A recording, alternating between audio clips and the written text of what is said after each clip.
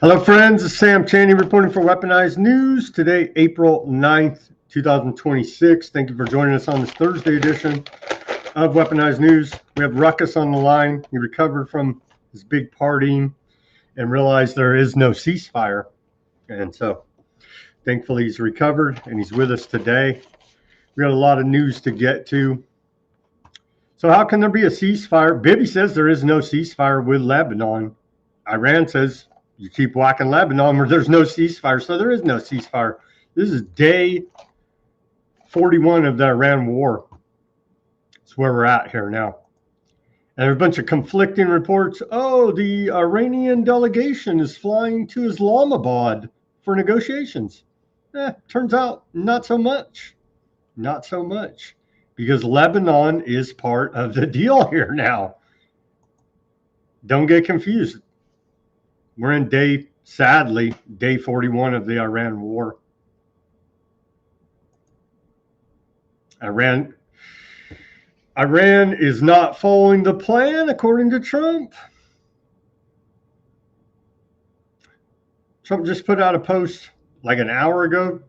Said, Iran is doing a very poor job, dishonorable, some would say, of allowing oil to go through the Strait of Hormuz.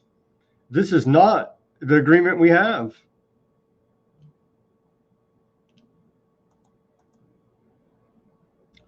We got all this fallout. We got a message from Iran's supreme leader, Khomeini. I thought he was dead. They told us he was dead a bunch of times. They told us he's gay, fake, dead, all this. I don't know. Somebody's putting out a message saying they're Khomeini from Iran. We'll read that message for you. We got a bunch from all these Iranians, the ones that aren't whacked yet. And they put out some pretty harsh rhetoric today, I would say.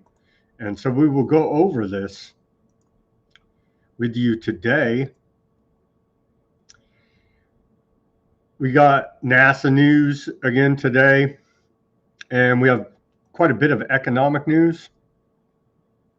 So we're up to $88 million a month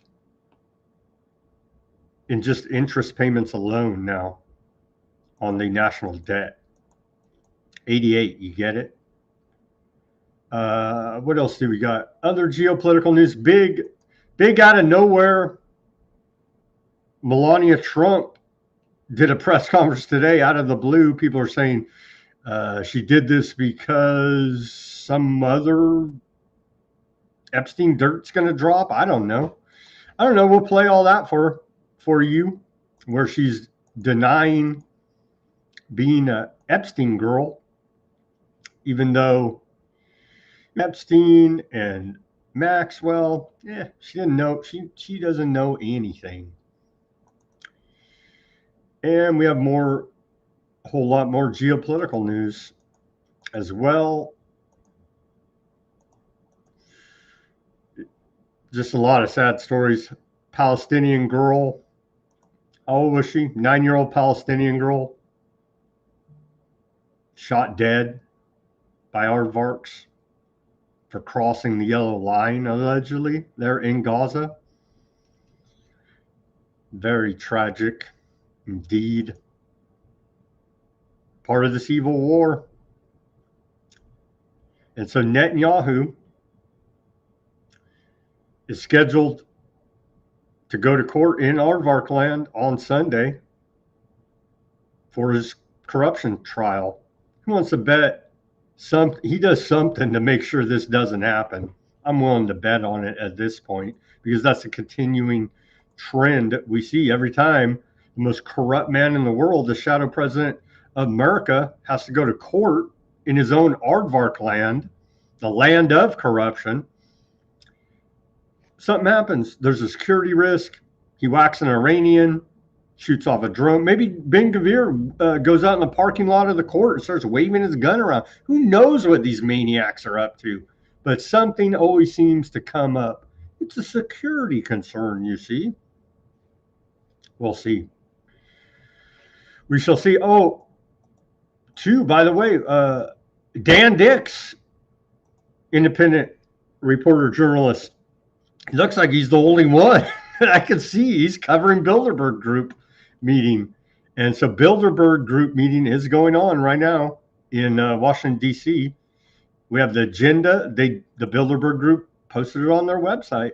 So we'll check in with some reports from Dan Dix and take a look at the Bilderberg Group agenda. Apparently they did, Dan Dix leaked attendee list, and apparently it's been updated. So it may not be 100% accurate, but they may have also said, hey, wait a minute, we can't explain this, so we're just going to act like you didn't come to this meeting.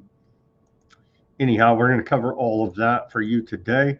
We got a short on this day in history, so we can bring on Ruckus, get to all this news for you. So on this day in our history, not that many very significant things, so I pared it down here for us. On April 9th, in the year 1768, we saw the first resistance to the British here in America.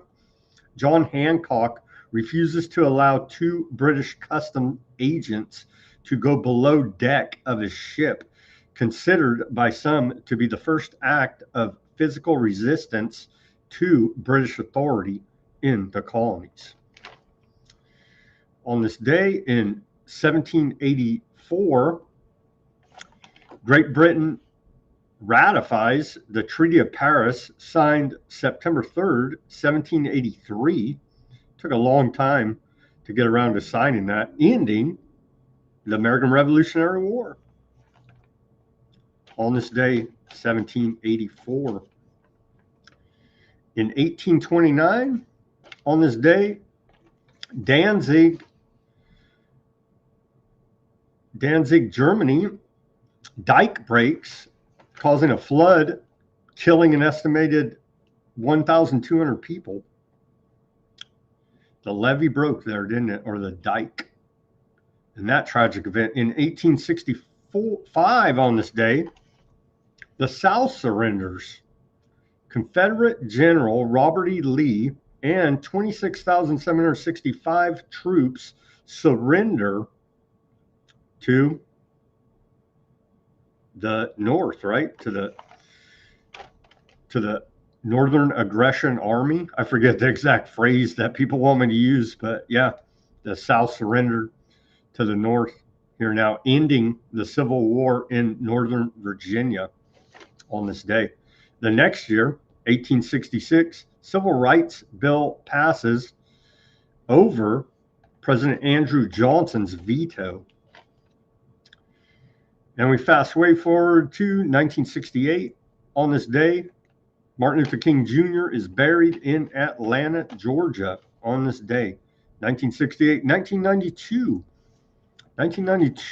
on this day, U.S. federal court finds Panamanian dictator Manuel Noriega guilty of 8 out of 10 drug and racketeering charges.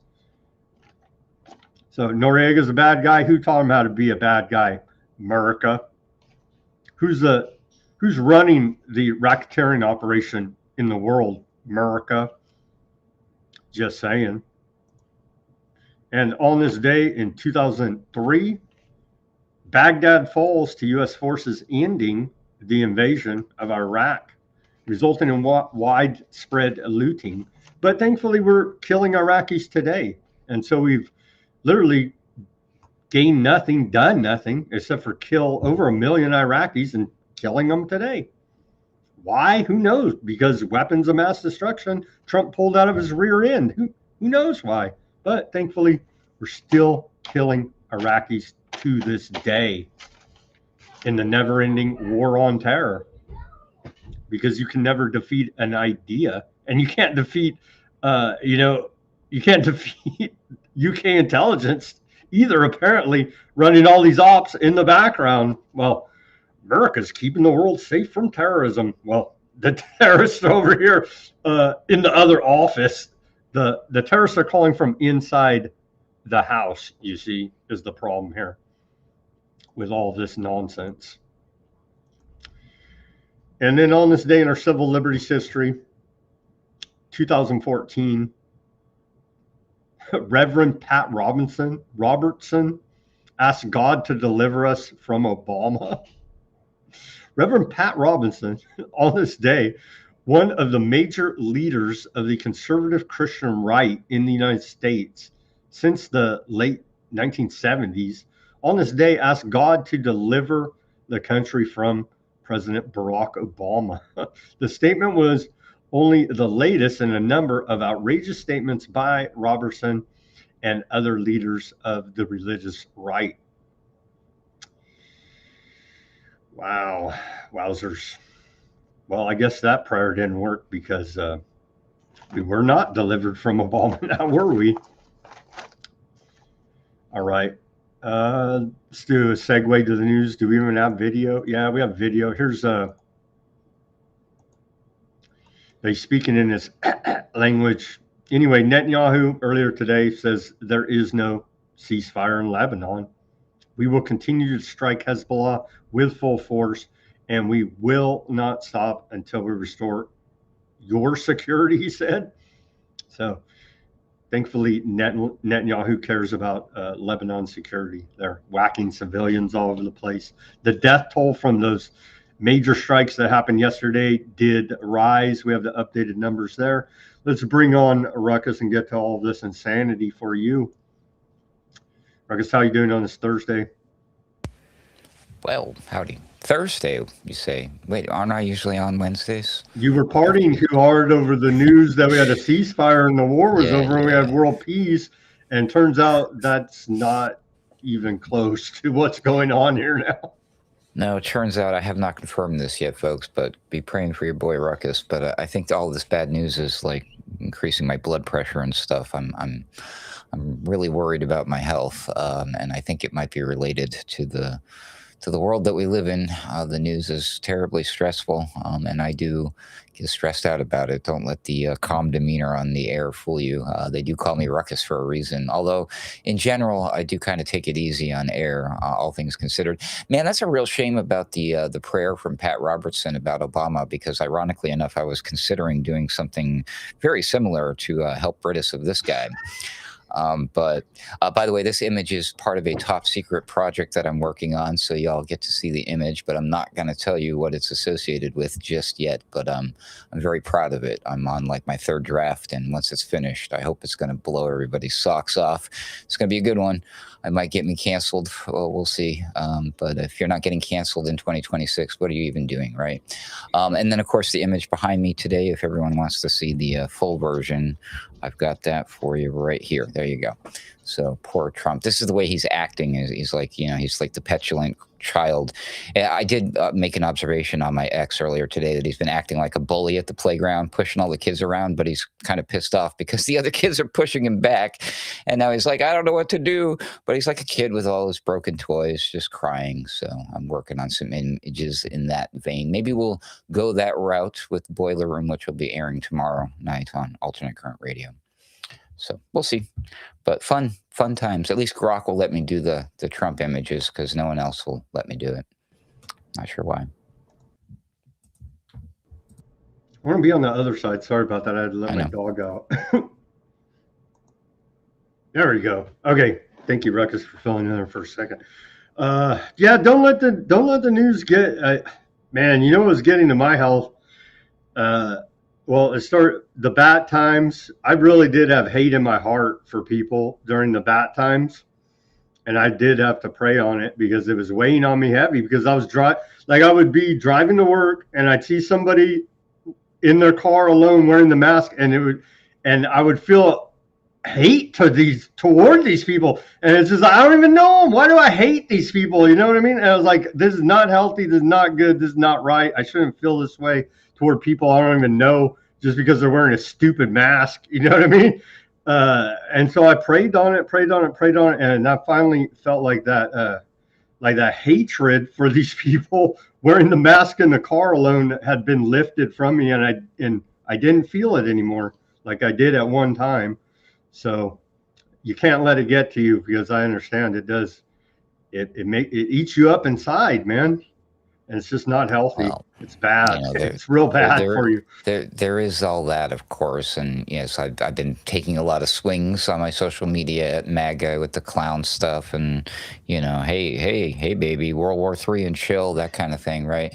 But I don't do it to be mean to those people. I'm trying to wake them up, and I'm trying to make a point, and his parody and his commentary, and I'm doing my job as a journalist, you know, because the media is not doing it, pointing out that this guy's doing some terrible things, and there's still a small handful of people who are supporting it. And that's the ultimate problem. The problem is not what he's doing. The problem is that people continue to support it. So if we can continue to try and make to excuses people, and apologize, and you just don't. No, we do understand. This guy's a corrupt guy, just like every other one before him. It's the same guy, a different mask. But recently, unfortunately, all that aside, I find myself in a new situation. It's one that I haven't felt in a long time. Like when I first woke up to the evils of the world and the satanic agenda and listening to Alex Jones, I was scared all the time and sucking my thumb, hiding in the corner, curled up like a baby, like, oh my God, we're all going to die. You know, we've all been there, right? You know, so Ruckus, I remember, who was it? He used to have, way back in the day, way back, like early 2000s, I remember listening to Alex Jones, and they're talking about the government's going to go start rounding up people. They're putting little dots on people's mailboxes. If you have a red dot on your mailbox, that means they're coming to get you. And I was literally so freaked out. I was like, do I have a red dot on my mailbox? You know what I mean? And just freaked out over this crazy stuff. So I know what you're talking about. Right, but now, like all that aside, we literally have seen these people have ripped their mask off and they're going full bore. Like I really thought he was going to do the thing. I thought he was going to commit like probably the worst war crime in history in the name, you know, and I'm like, what do I do? How can we stop this? This is my country. I don't want the rest of the world to look at me and be like, you did this. You know what I mean? Like, I feel sick, literally physically ill by what this man has been threatening to do. And I'm so we've already alienated 85% to 90% of the world, Ruckus. So they already hate our guts. So I don't know how much, maybe that would push it to 99%. I don't know. But the large majority of the world already hates our guts thanks to our government. Well, I don't feel any better about it. Thanks. Okay, let's get to the news here now. We're trying to vent a little bit to let out some of this insanity. Here's Trump a couple hours to go. I mentioned this, but yeah, things are not going well there. Iran is doing a very poor job, dishonorable, some would say, of allowing oil to go through the Strait of Hormuz. That is not the agreement we have. Do they even have an agreement? There's no agreement. There's no written agreement. So Trump said Netanyahu is about to slow down in Lebanon. He told Channel 13 out of Aardvark land earlier today. Netanyahu turns around and contradicts Trump and says, no, there will be no ceasefire with Lebanon. So who would you believe? Our fake orange president or a real shadow president? Like they're not working together here at all. Why do we owe Bibi anything at this point? Yesterday, when it looked good, like there was going to be a ceasefire, he goes and bombs the hell out of Lebanon. You know what I mean? What kind of ally is this? It's a serious question. It has nothing to do with him being aardvark or anything else. What other ally would act this way and we still say, oh, you're a good buddy here now, right? I think I don't hear them saying that anymore.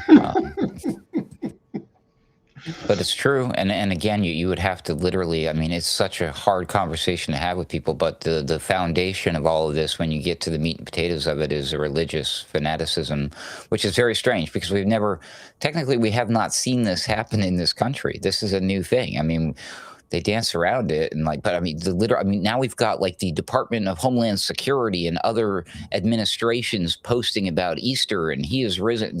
That has never happened before. Granted, maybe the official president and the White House will make a message, and they have, but to have all the little departments come out and do the same thing, and to have the Pete Hegseth praying for like, hey, kill all the enemies for us, God. I mean, like, whoa, bro, what are you doing?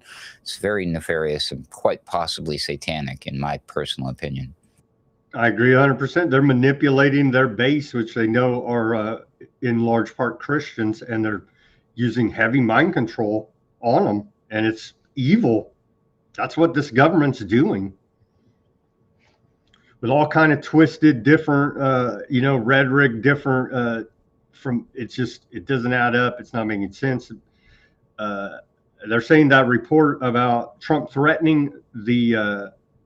You heard of the report about Trump threatening the Vatican and the Pope? I don't know. I'm at the I don't know headline if that's level true with or this not. one.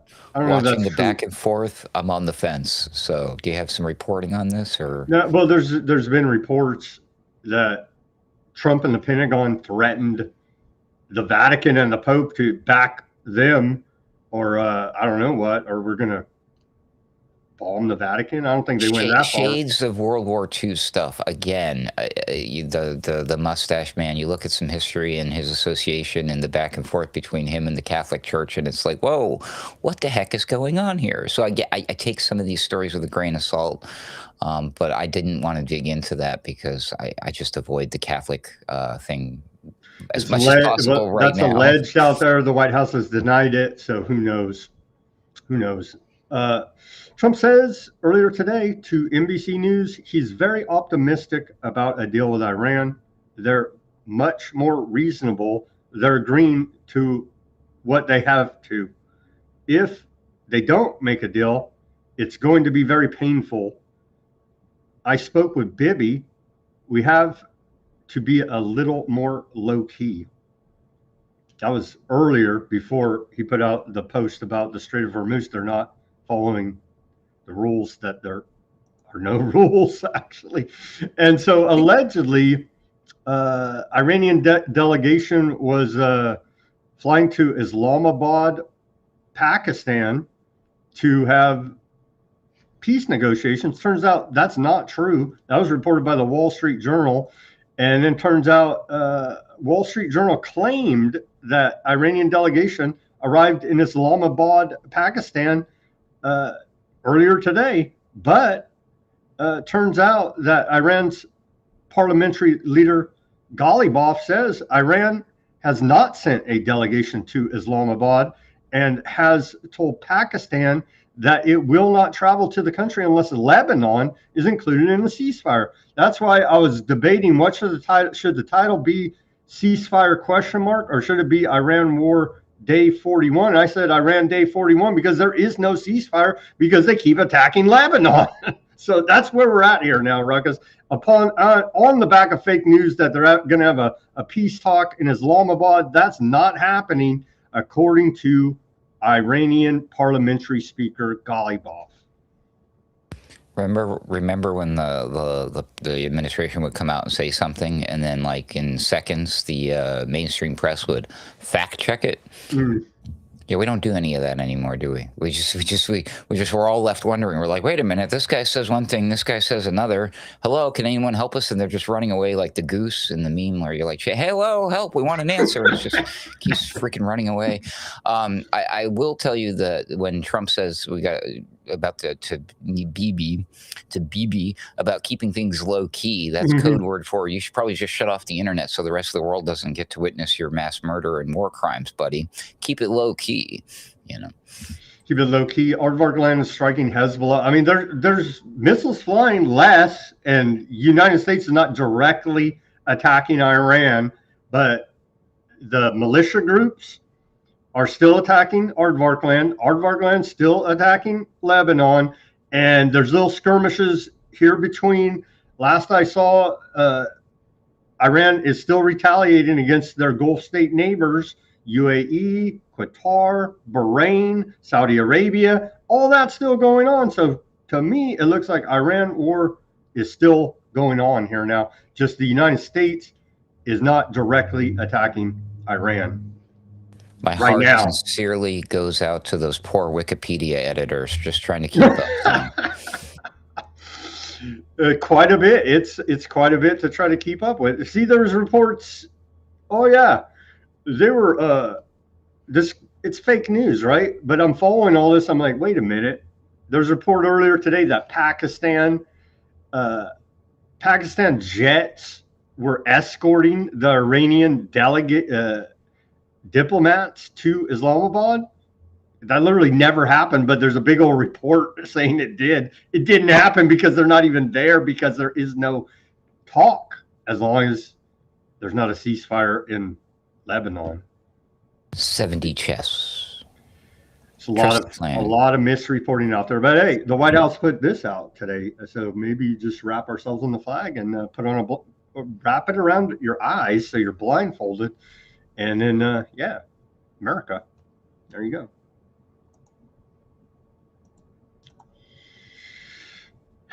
Okay, who's writing these? Trump's writing these big old paragraphs. The right can't meme now, or Trump can't meme. He used to be a master, right? A master at social media, Twitter, the one-liners. Now he's writing big old paragraphs.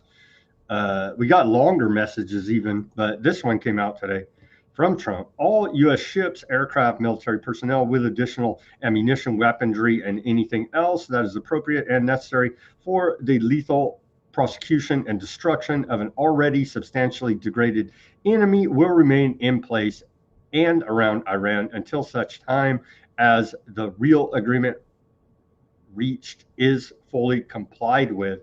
If for any reason it is not, which is highly unlikely, then the shooting starts bigger and better and stronger than anyone has ever seen before. It was agreed a long time ago, and despite all the fake rhetoric to the contrary, no nuclear weapons and the Strait of Hormuz will be open and safe. In the meantime, our great military is loading up and resting, looking forward actually to the next conquest. He's openly imperial. He's an open imperial president here now, saying the military is looking forward to its next conquest. What the? That's what the military does, Sam, right? I thought we were peace. Stuff. I thought we were, him and Vance run on a pro-peace ticket, and now we're going all over the world, gangster capitalism, pointing guns in everybody's face, steal. We just stole a bunch of gold and oil from Venezuela. We tried to steal a bunch from Iran. Turns out they said we kind of don't want you guys to steal all our stuff this time. You know what I mean? We're getting ready any day now. They keep telling us Cuba is going to collapse, and we're going to steal all of Cuba as well. Here now, Ruckus. Well, this is what America's about, is you point a gun, and we've jacked how many oil tankers, right? We say U.S. sanctions on your oil, and then we stick a gun in your face and go steal your oil tanker because we weaponize the dollar against you. That's the way we do things now.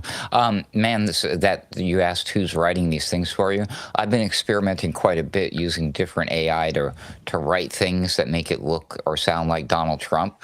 The posts that I'm not kidding. The posts he's making recently sound exactly the way that AI sounds when it tries to sound like Donald Trump, if that makes any sense. I think I might be onto something. So there was a very strange... No, Ruckus, and we know AI always compliment it. What's the word? It always tells you what you want to hear, right? It always compliments you. You're right. You're great. All this stuff, exactly like Trump likes, is everybody kissing his ass and telling him how great he is, right? Yeah, exactly. So there is that. But then why would he do that? Now there is this weird conspiracy theory that didn't last very long, but it was going on for a good 24 to 48 hours. I think it was over the weekend. Where's Trump? Where's Trump? Everybody on X thought the dude had passed.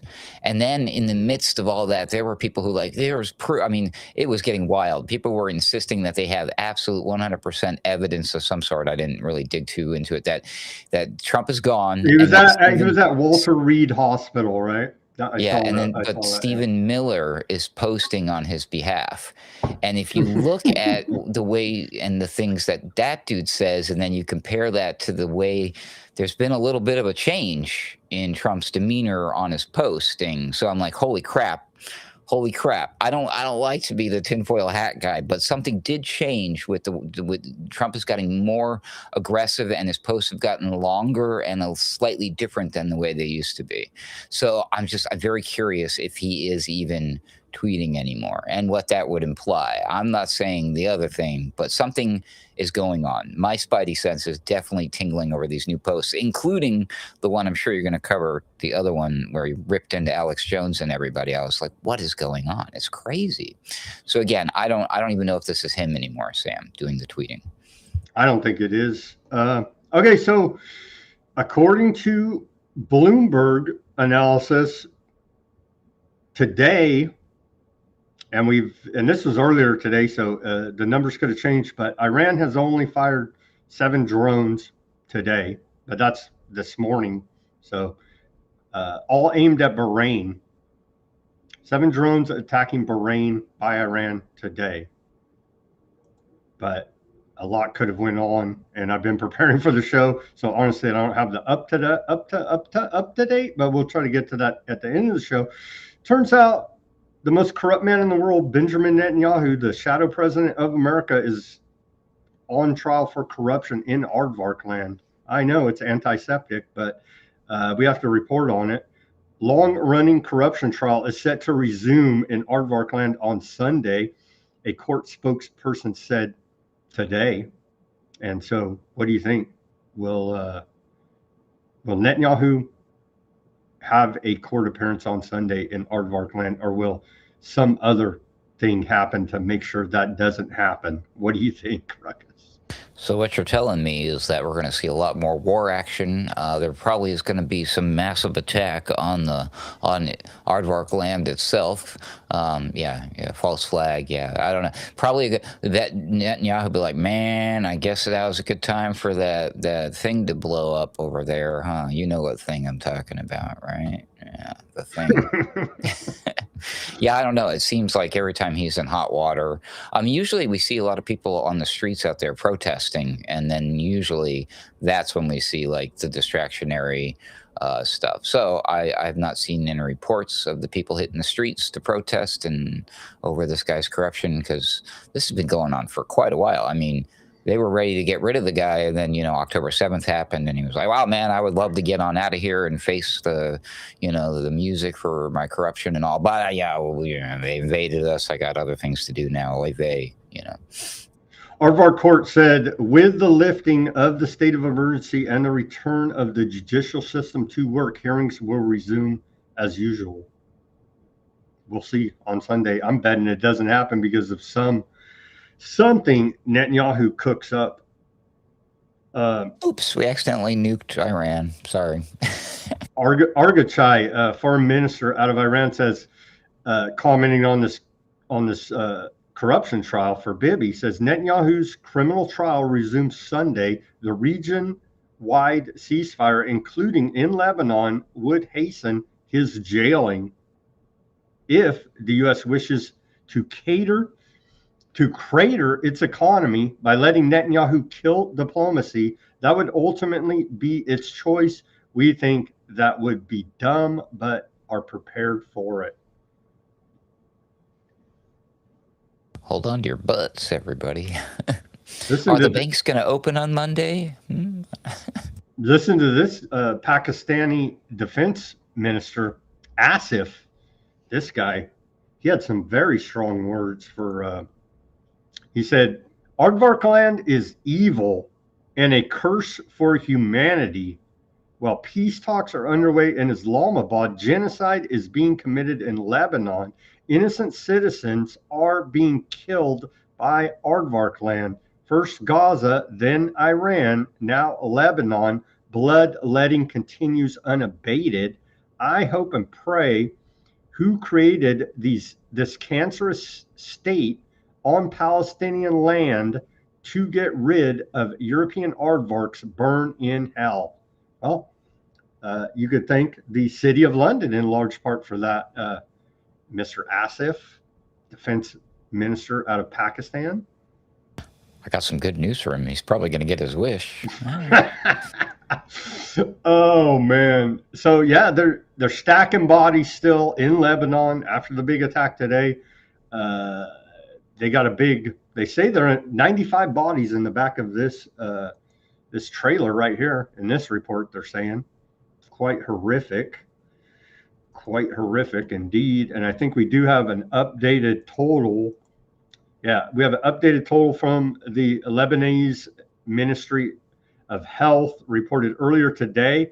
The updated total is 303 Ruckus dead Lebanese and 1,150 injured following the airstrikes all over Lebanon yesterday by aardvark land. And what was our count for the tragedy of 9/11? Do we had more people die on 9/11 than? Yeah. Oh, like, okay. All right. Not Lutnick though, because he got advance warning through the messaging app system for aardvarks. Just comparing terror events. Oh, of course, you know. well, wait, no, sorry. The Lebanon thing is not a terror event at all. That was a preemptive self-defense murder or something, right? Yeah, something like that. They're getting Hezbollah's. It's peace. It's peace. It's ceasefire. That's what it was, right? That's a ceasefire. It's a ceasefire. I guess we have different definitions of the words, and if you go against aardvark definition, you're anti-septic, and so they shoot you in the face and they say that's peaceful. And if you say, hey, that's violent, then you're anti-septic. That's how it works. Well, they do have a lot of these weird religions and festivals and feast days. Maybe we're just not privy to what's going on. True. White House signed off on Pakistan's declaration that Iran ceasefire included Lebanon. They're acting like they're trying to make it a thing like we never said Lebanon's not included in this.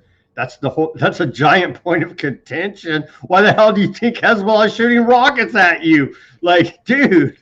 But there's still this thing like, oh, Lebanon, huh? It's like, what the hell, man? They act like everybody are just low-grade morons, I guess. I don't know, but that's still the point of contention, according to Iran. As long as you're whacking Lebanese, there is no ceasefire deal.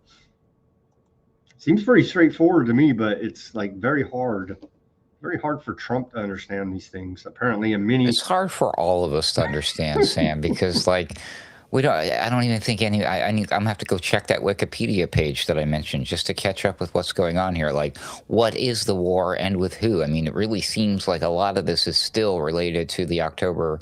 So, okay, actually, we could go as far back as what, 1940 something. Yeah.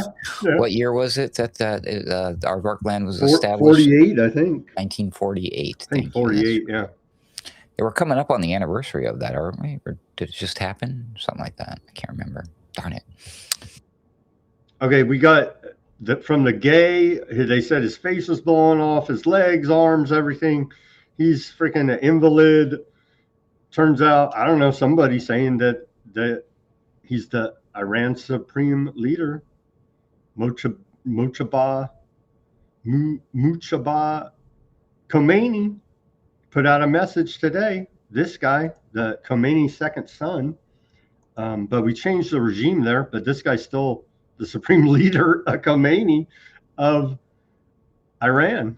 And they love on Fox News calling him gay for a reason. I guess that's a big insult or something. I don't know. Anyway. Look at him. He looks like a gay, invalid, disfigured freak, doesn't he? Just kidding. Let me read you a statement today. He said, he acknowledges negotiations are coming, but at the same time tells people to stay active and visible. Streets, mosques, public spaces.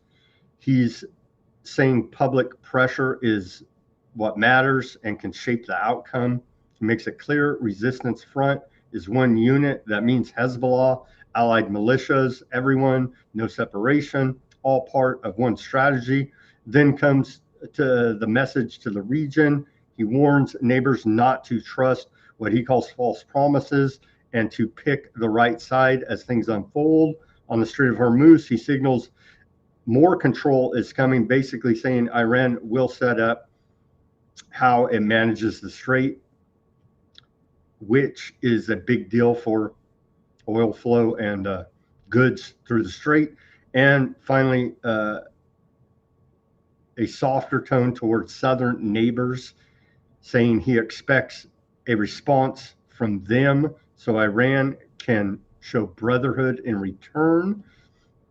So, yeah, not really that crazy as compared to Trump's crazy statements, right? Gollyboff Iran's Ghalibaf said, past experiences have shown us that we must have absolute distrust toward the enemy. I don't know why they would say that. They just whack every negotiator they send up there, and they said negotiations were going well before Trump whacked their supreme leader. So I don't know where the distrust comes from here. He also went on to say America's historic retreat and acceptance of the general framework of Iran's 10-point plan is an undeniable victory, but we consider it an incomplete step. If the United States stops violating its commitments, negotiations peace may be possible.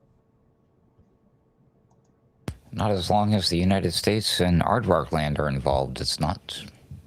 3 points here. Ghalibaf, that's the Iranian parliamentary speaker, the guy we just showed you and read a little bit. Okay, there's 3 points. Iran and the entire resistance axis as Iran's allies form an inseparable part of the ceasefire, i.e. Lebanon. Sharif, prime minister, publicly and clearly stressed that Lebanon issue, there is no room for denial and backtracking. Ceasefire violations carry explicit costs and strong responses. Extinguish the fire immediately. Here's a Pezshkian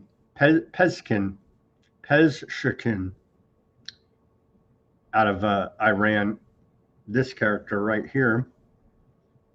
He says the repeated attacks by Aardvark land entity on Lebanon are a blatant violation of the initial ceasefire agreement and serious indication of deception and non-compliance with potential agreements. Continuing these attacks will make negotiations meaningless. Our hands will remain on the trigger, and Iran will never abandon its Lebanese brothers and sisters. Kind of seems like a strong sticking point for the Iranians, Ruckus. Yeah, I mean, but they're just evil.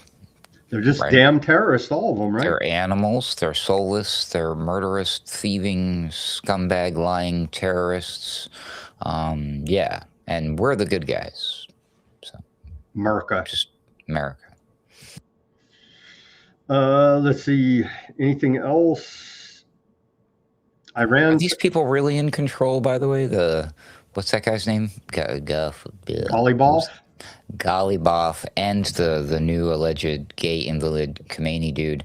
I think the ones who are really in control, who are holding all the cards right now, is the studio that's making those Lego movies, to be honest with you.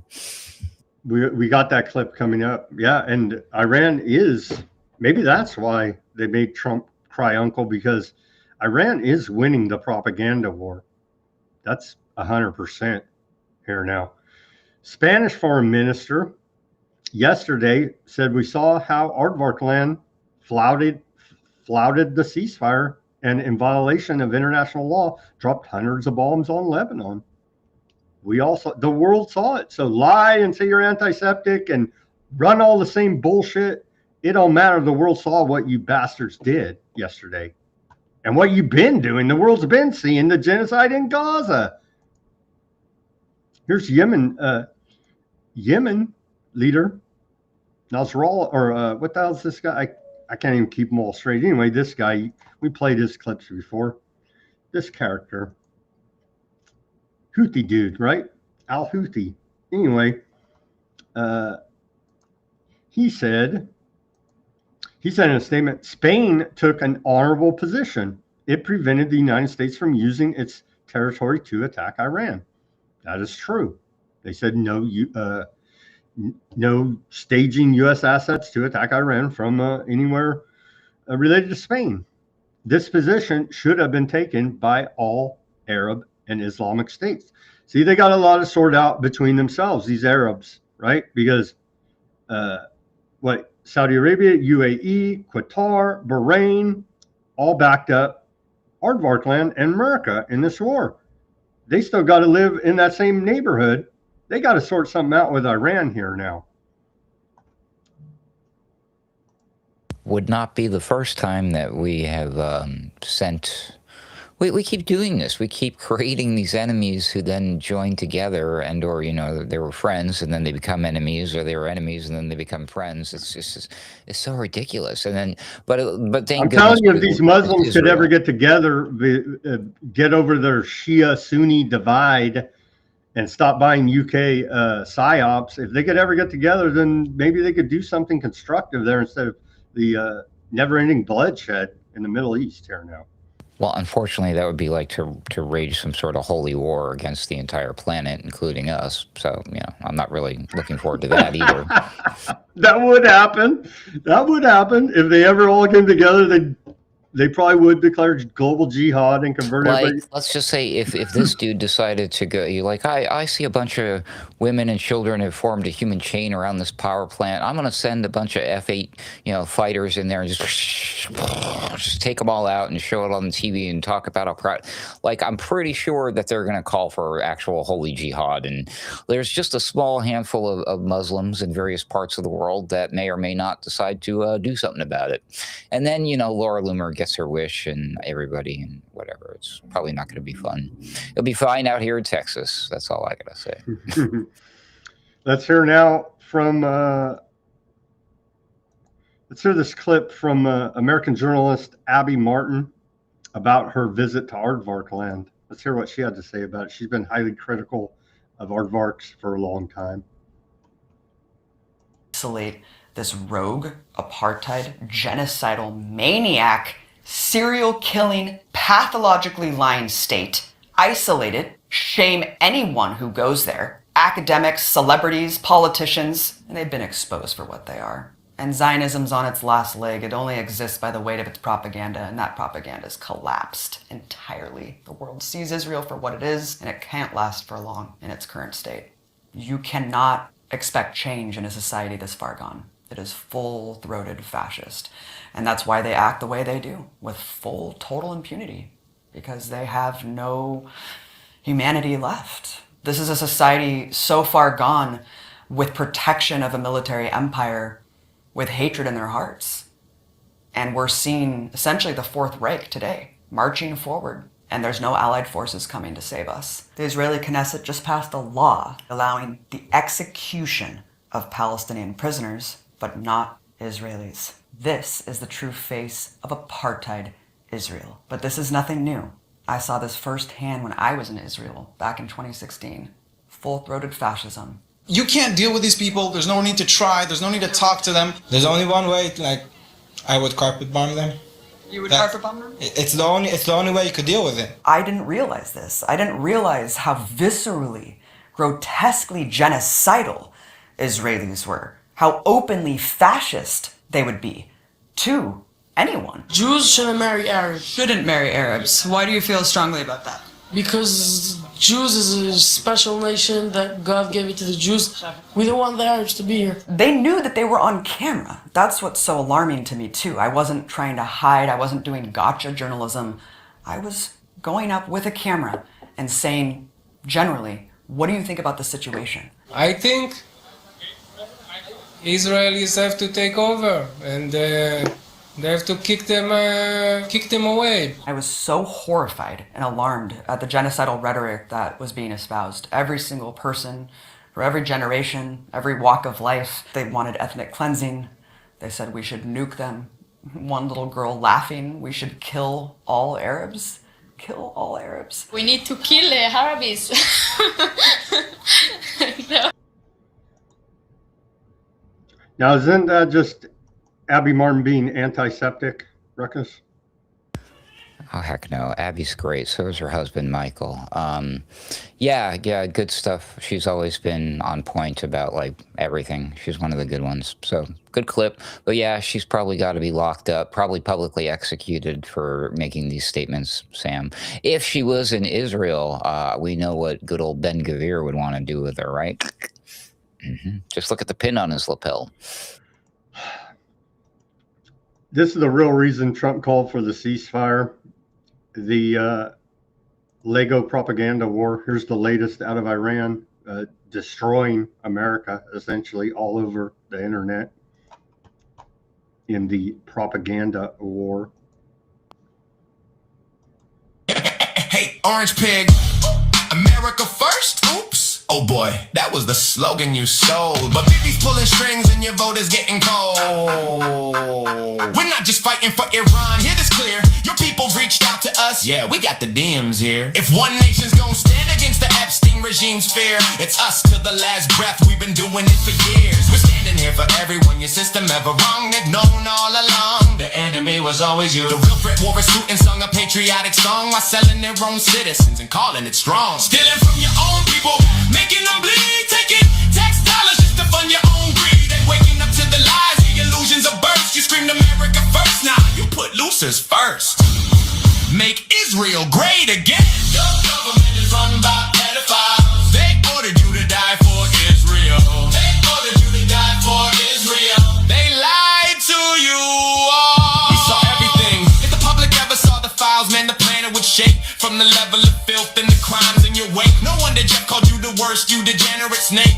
You claimed you never set foot. You went 40 plus times. You sick bastard, you cooked. We stepping up to the plate. Epstein regime gotta fall. You fake Christian elite sacrificing the ball. Demon, you talk real big for a man with tiny hands. Tiny hands, tiny things, tiny everything. We saw everything, and word got out. The smallness kinda expands. No wonder all those rage tweets, all those desperate rants. Overcompensating bully, always causing the scene. You said you love losers. Well, look at your team.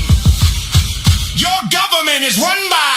Your government is run by pedophiles. They ordered you to die for Israel. They ordered you to die for Israel. They lied to you all.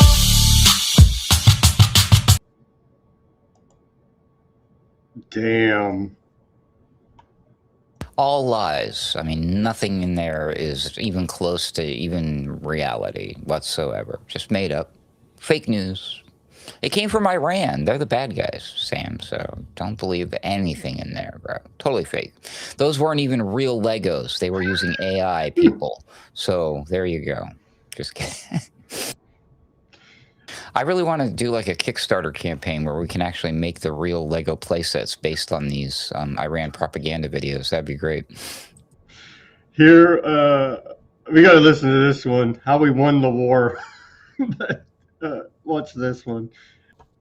It's a pretty good one. All right, I'm not sure why we're all still having trouble with this. Let's try it again from the top. This is a victory for the U.S. because our goal from day one was for Iran to open the strait that didn't close till after we attacked, which was completely controlled by their military we had total dominance over. And it was a waterway that we could have taken over, but instead asked for help that we didn't need, but we'll remember that our allies did not give us. All because of the negotiating power of a FIFA Peace Prize recipient's threat to annihilate a civilization in order to liberate them from a regime that changed, which was not our goal, but we will take credit for, from an old man who hates us to his younger son who hates us for those reasons and that we killed his father. And while it is not clear the status of Iran's nuclear capabilities that we obliterated last year, but were going to be a problem in 2 weeks, one thing is for sure. They now have more money and control of the strait than they had when they made the old deal that we ended because it was terrible. Now, I think that is enough about authoritarian propagandistic regimes. Does anybody have any questions about the Trump Library golden statue? It makes a hell of a lot more sense now. That was very useful. Great. I wish they would explain it that way.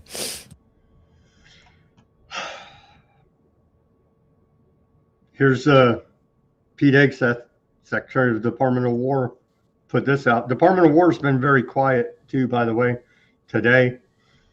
Iran's defeat is America's retribution for every American loss to Iranian terror, especially those brave troops killed by Iranian-made IEDs in Iraq, and for the suffering their regime has inflicted around the world. I think there's over 40 countries United States has economic sanctions against, with a weaponized dollar as the world reserve currency. But tell me more, Mr. Secretary of War Hegseth. He goes on to say, now we have a chance at real peace and a real deal. The War Department, for now, has done its part. I know I'm getting old and I can't see very well, but I didn't see the number. He said all the Americans that were lost to Iranian terrorists, right? Did he give the physical count for us? Because that would usually solidify it in people's hearts and minds with a number. No number? Oh, that's weird. Iran attacked us on 9/11, Ruckus. Okay. I'm going to have to fact check that one for you, Sam. No, it was not. It was 11 people with box cutters, and they were not from Iran. But they talked to an Iranian before, right? Well, maybe somewhere in there might be. I know there was a country, IRA. Oh, Q. It was Iraq. That's what it was. Maybe it was Afghanistan. I can't remember. It certainly had nothing to do with those 5 gentlemen who were dancing. Got picked up in that van. Or those art students.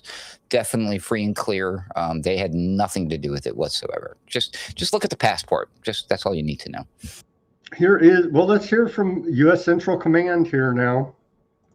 Earlier today, again, they've been very quiet. Here's the victory video from U.S. Central Command.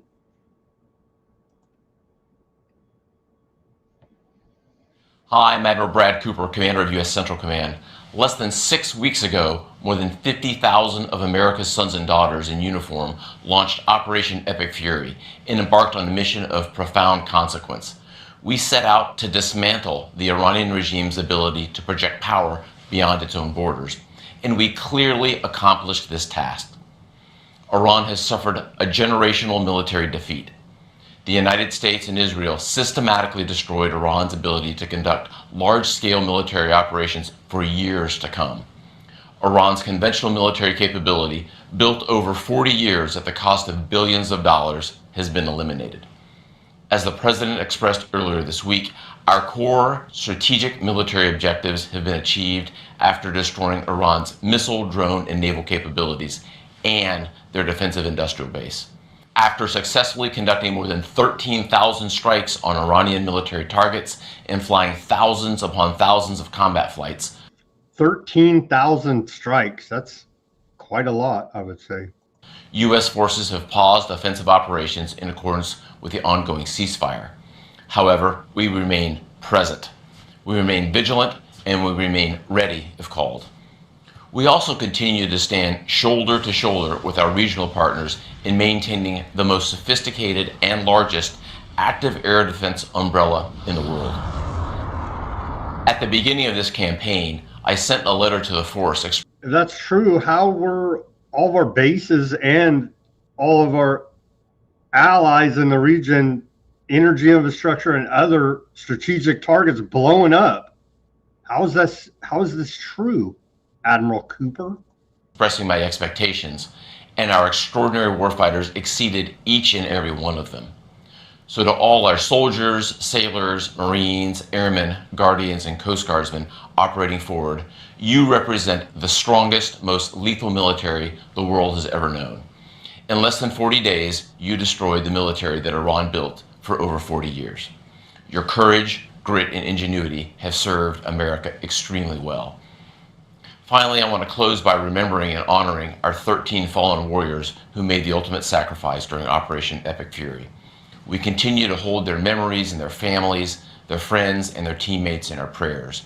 Their selfless service and dedication will always be remembered as future generations follow their example and carry forward their legacy. Our men and women in uniform represent the best of America. I just could not be prouder and more humbled to serve with them, and I know the American people share that same pride. So to our warriors, stay sharp, remain resolved, and continue to take care of one another. Thanks so much. They're sticking with the 13, Ruckus. 13 dead U.S. troops. I think it's a lot higher than that. I think we're going to hear probably, I don't know, 4, 5, 6 months down the road. Oh, yeah, by the way, in the back of the newspaper, we're going to get the real numbers. Plus, he said he knows. He just knows that the Americans agree with what he just said. And I'm an American born and raised here, and I don't agree with what he just said. So What does that mean, dude? I mean, You're on the there might be a list now. slight, You're there's on a slight Department. possibility he could be wrong about other things. He could be wrong, and or he could just be straight up lying. He could be looking around left and right and noticing that his fellow ranking people are no longer there because they were like, excuse me, sir, spoke up, and they were out the door. So he's like, I'm just going to keep my mouth shut and do the thing and just collect my paycheck. And I'm cool with that. I can sleep with myself at night. I don't know how. Good luck with that. What a jerk. Yeah, he said a few things in there that are up for debate. I would say the number one, the casualty number, and a bunch of other stuff about Iran military capability.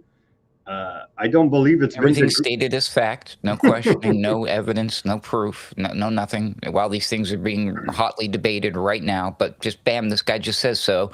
So since this guy, it's like the when the doctor in the lab coat comes out with the clipboard and he tells you got to take the thing.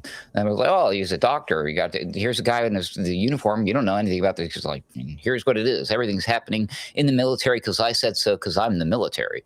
Great.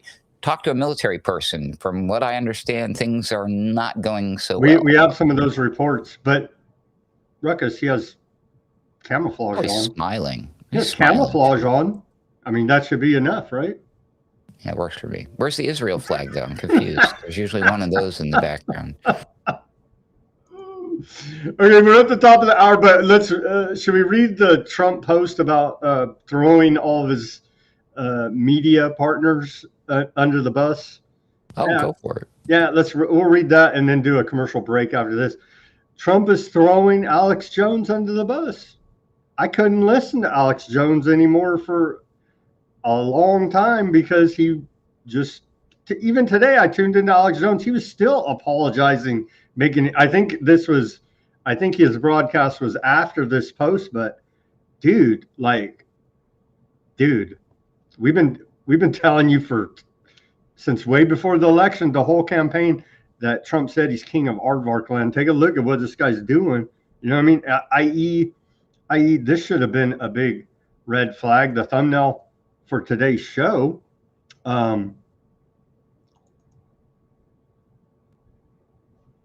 Let's take a look at this APAC tracker, and this is this right here should have been a big red flag. It was widely reported. It's not a secret.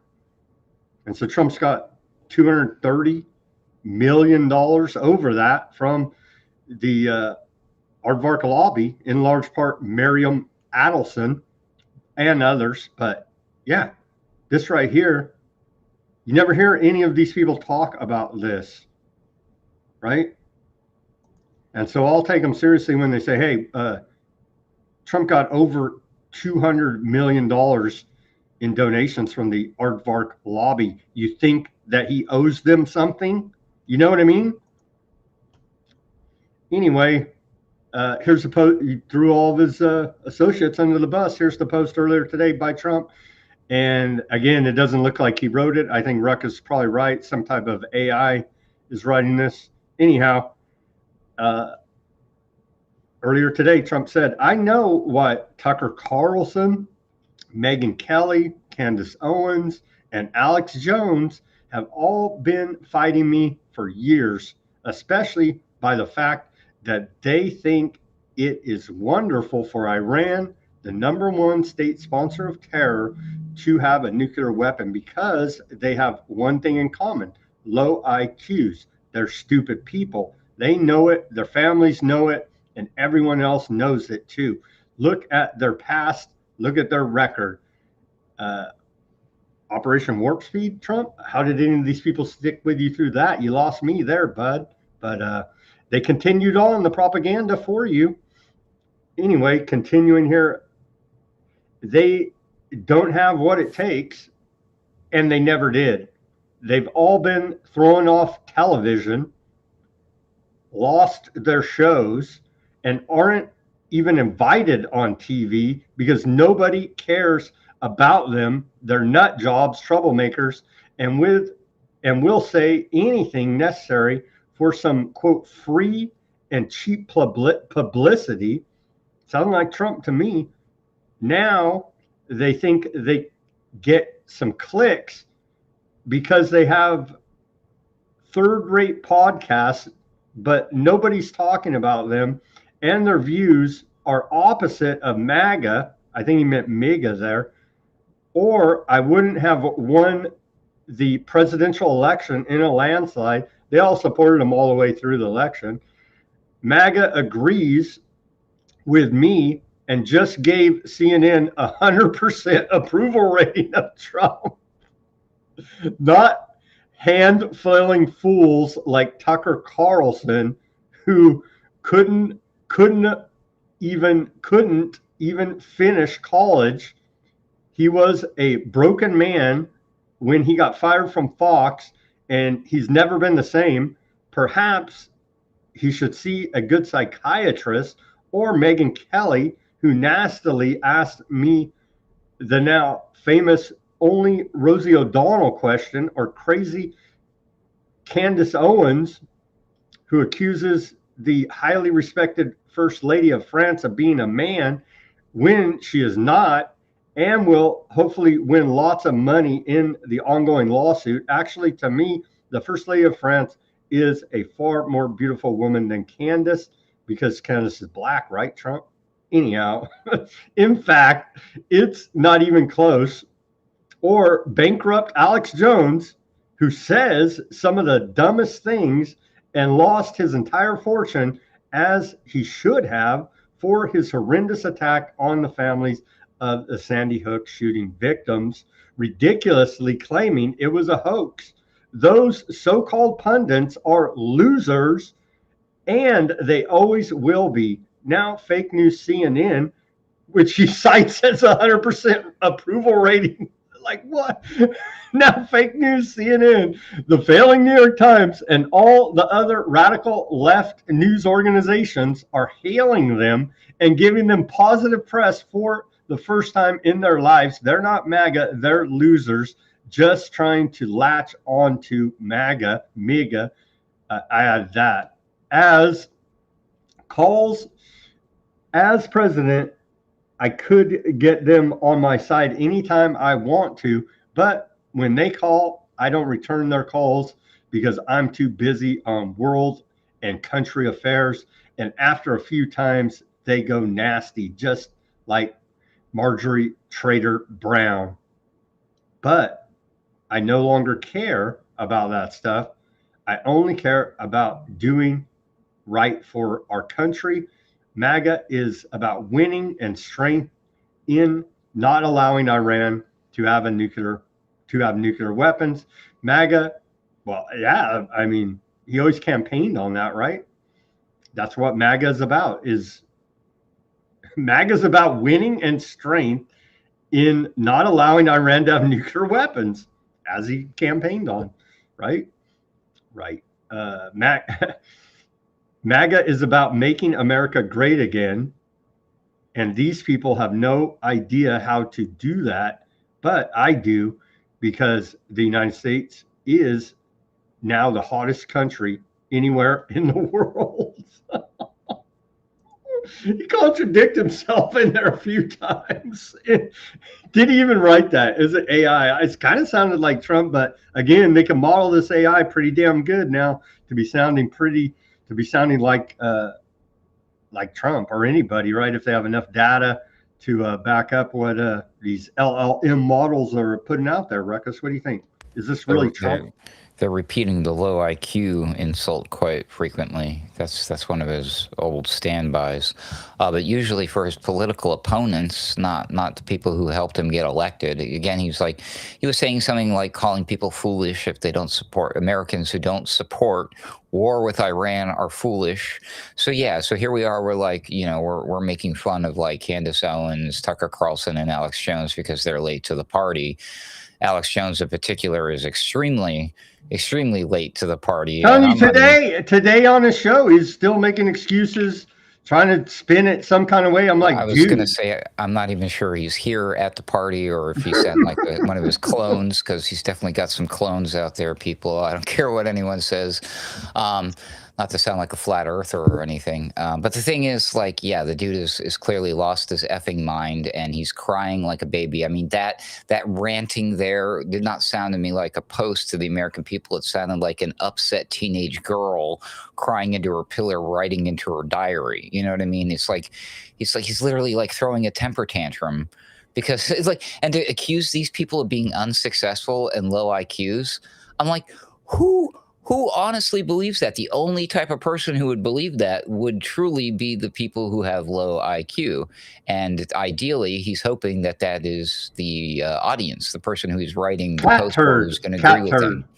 Yeah, the MAGA, the last of those those very small handful of people who I mentioned earlier that are still supporting this guy. That's who he's talking to. So he's like, so it's in your face. Think about this, people. I mean, you are the low IQ person if you believe that these people that he's calling a low IQ are low IQ.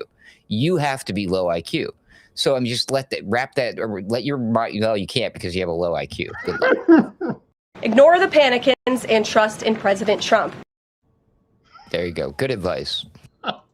Okay, let's take a live commercial break. We got a lot more show for you today, but yeah, it's real bad, man. It's real bad. All right, everybody go to weaponizednews.com/shop. We got holograph stickers, white background stickers, and clear background stickers. Here's the white background and the clear. And yes, I know it's a demo model. You'll get a brand new one. Not all tore up like the demo. We got 3 different stickers over there. Put it on your laptop, your bumper, your guitar, your hard hat, your work locker, your Cybertruck. It's been spotted out there in the wild, all over the place. Help support independent reporting and analysis, brought to you 5 days a week. Broadcasting live, 5 p.m. Pacific, 8 Eastern, weaponizednews.com/shop. Thank you to all the subscribers out there. Give us a paid subscription at Weaponized News Substack. You can support that way. Give us a donation. Buy me a coffee, Cash App, Bitcoin wallet address, all in the description below this video. Many different ways you can help support. Hey, give us a like, share, subscribe, push that notification button. All that stuff's free. Go check out weaponizednews.com/shop. We have these stickers, baseball caps, T-shirts, all kind of different gear over there. Go take a look. Patron the store. We appreciate all of the support. Thank you very much. Go ahead, Ruckus, and plug away.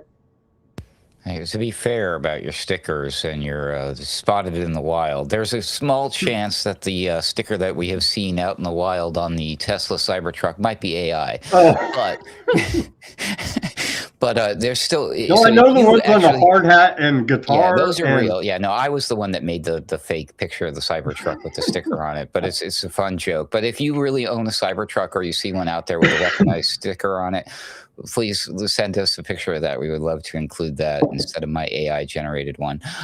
Anyways, speaking of all the fun things I do, make sure you check out me and my friends and my colleagues over at alternatecurrentradio.com. That's where you'll find the Boiler Room, Sunday Wire, Mystical American Patriot Society, Roundabout Ruckus, which is 90% of that is just me on Weaponized News. Good stuff, though, because I love doing it and I do it frequently.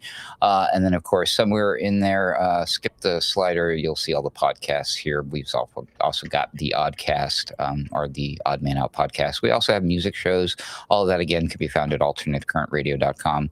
You can also find a link to how you can reach out to me via email or on my X, AC_wordslinger, to send me a DM because you want some help with some word slinging stuff, maybe a website, graphic design. Clearly, I make a lot of graphics. So, yeah, hit me up. There you go. Thanks. There you go. Follow us on the X, which is now a glorified messaging app when you're in the shadow ban anti-American category. You got think of this. It's high blood pressure inducing app, Sam. Yeah. Message us there at Weaponized News at AC_wordslinger. And by the way, here's my snail mail address too, because some viewers out there want to send snail mail. There it is. You can send your snail mail to me at this address. Thank you very much. And welcome back to the second half of Weaponized News on this Thursday, April 9th, 2026 edition. Ruckus is riding shotgun with us. What about, did you have this on your bingo card? I did not. Hunter Biden wants a cage match with Donald Trump's sons, Eric and Don Jr.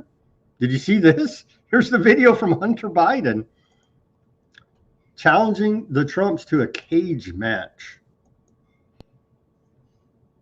Hey guys, Hunter Biden here. I just got a call from Andrew Callahan. He asked me to come out on the Channel 5 Carnival Tour at the end of the month.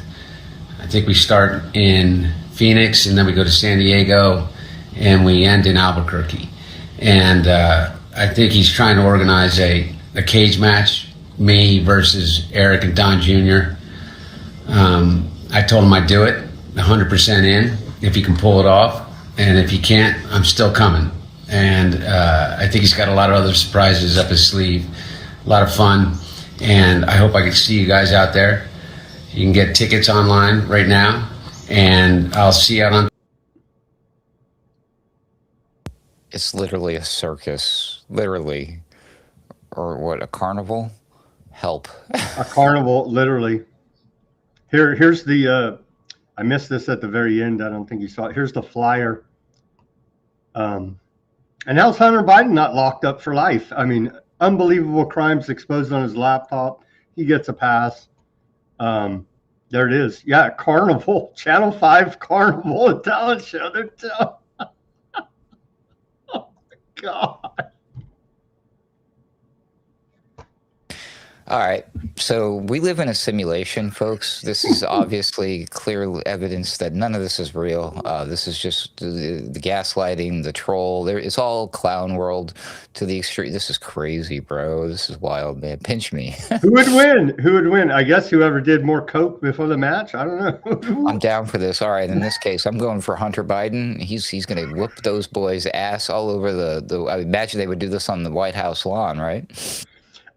He accepted the challenge. Will the Trump boys accept the challenge? We shall see here. Hey, if we can throw in Barron, if it's full on tagged 1 against 3, that would be dope, man. Like ladder match or something. Put him in a cage. I don't know. This could be fun. All for charity, of course, or Hunter Biden's, what is it? Estranged baby mamas that apparently has a bunch. They can auction off his art while he's there. Yeah. Yeah, they can do a bunch of money laundering. Okay, back to more serious news. This is serious because this was tragic and it captured the nation's attention. If you can remember this incident when this guy slit this blonde's throat, this black dude on that bus slit her throat. If you can remember that, turns out he is found mentally incompetent to stand trial on murder charges against him. So that happened today. It's a shame he's not Canadian, eh? A little bit of science here. According to the failing New York Times, U.S. fertility rates dropped to another record low. The fertility rate has been falling since 2007, and it's at a record low right now. The fertility rate, the number of births per 1,000 women of childbearing age dropped to 53.1 from 53.8 in 2024. So our birth rate is indeed declining here in America. Ruckus. Isn't that this is a serious problem? Yeah. Isn't that why we have public health? I mean, so all their efforts are coming to fruition here, and they're getting Bill Gates' agenda is happening in front of our face. I know it's a giant conspiracy. He loves everybody. That would never happen, but we still have declining fertility rates. And these things happen pretty quickly. And I have more than intimated or suggested this, placed this out as a theory, including on my own program, the Daily Ruckus. I firmly believe that one of the reasons we've seen such a massive push for the AI and replacing of workers with robots and AI is because they know the population is petering out and they got to do something about it like now.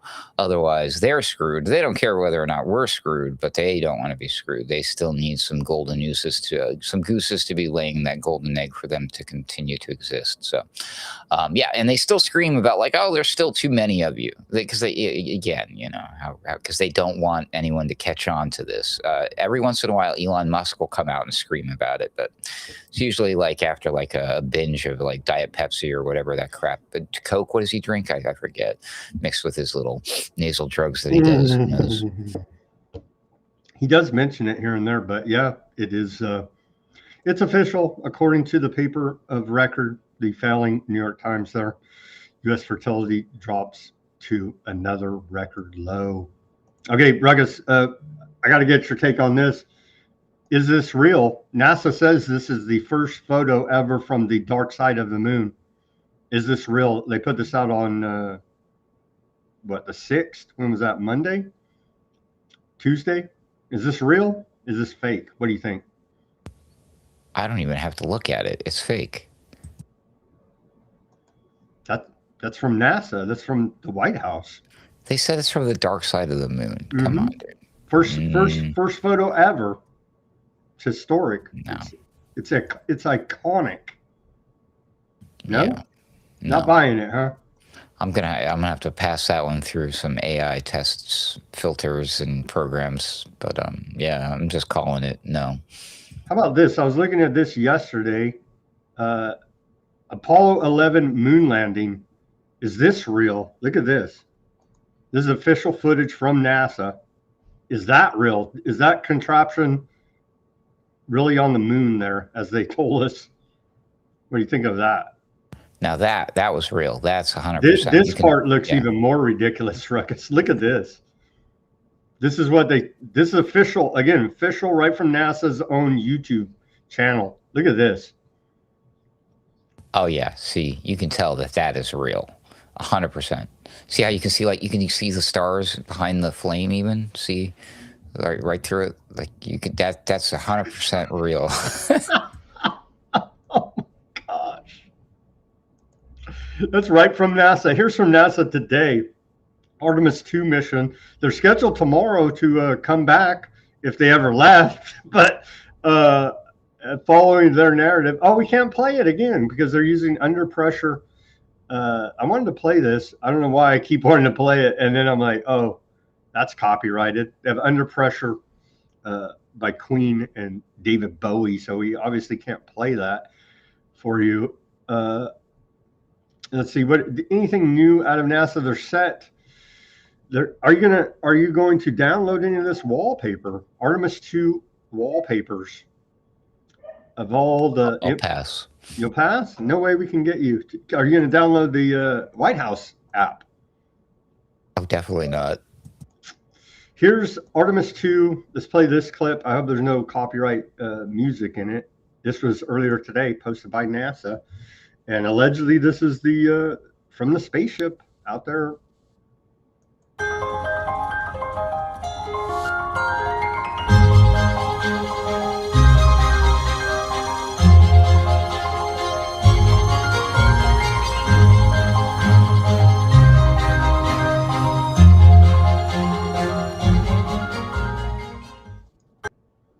Are you believing any of this is real?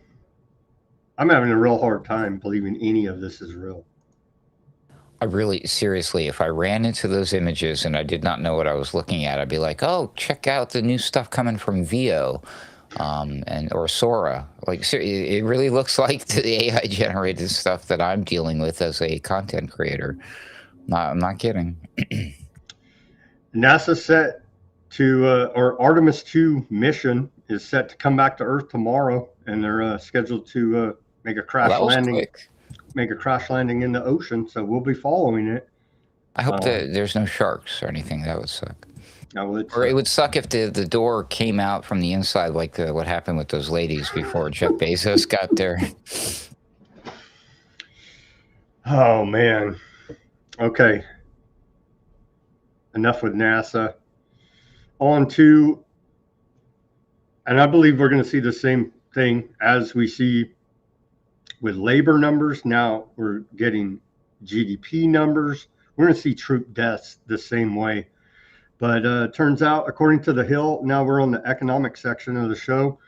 Economic growth downgraded. They keep doing this with the jobs number too. They're like, oh, look, the economy's great, whatever, 150, 200,000 new jobs. And then quietly, a couple of days later, they downgrade it. And same routine here, right? The economy's on fire. We're the hottest nation on earth, according to Trump. Well, it turns out economic growth downgraded to 0.5% in the fourth quarter 2025. Continuing. The Dow. The Dow. The Dow's been under 50 since she had that outbreak of nonsense. Old Bondi, who's not going to testify, apparently. Let me check. Very convenient how that worked out for her. Let me check the Dow. Yeah, the Dow today. Well, it's edging up. 48,185. See what we should be talking about. It's actually what we should be talking about. Gold fluctuating, trading live overseas, hanging in there, almost 4,800, 4,759, and silver 75, edging up to 76. Bitcoin doing better than it has in a while, 71, almost 72,000 there for a little quick roundup. On those. Plus, didn't you see the numbers of all the illegals who were deported today in the millions, Sam? Didn't you see those numbers? No. Oh, wait, neither did I. There's no mass deportations, but we did spend $720 million in MQ-9 Reaper drones that got blown up by Iran. And so for the cost of $720 million, according to a report out of ZBS News, Iran blew up 24 of these guys right here.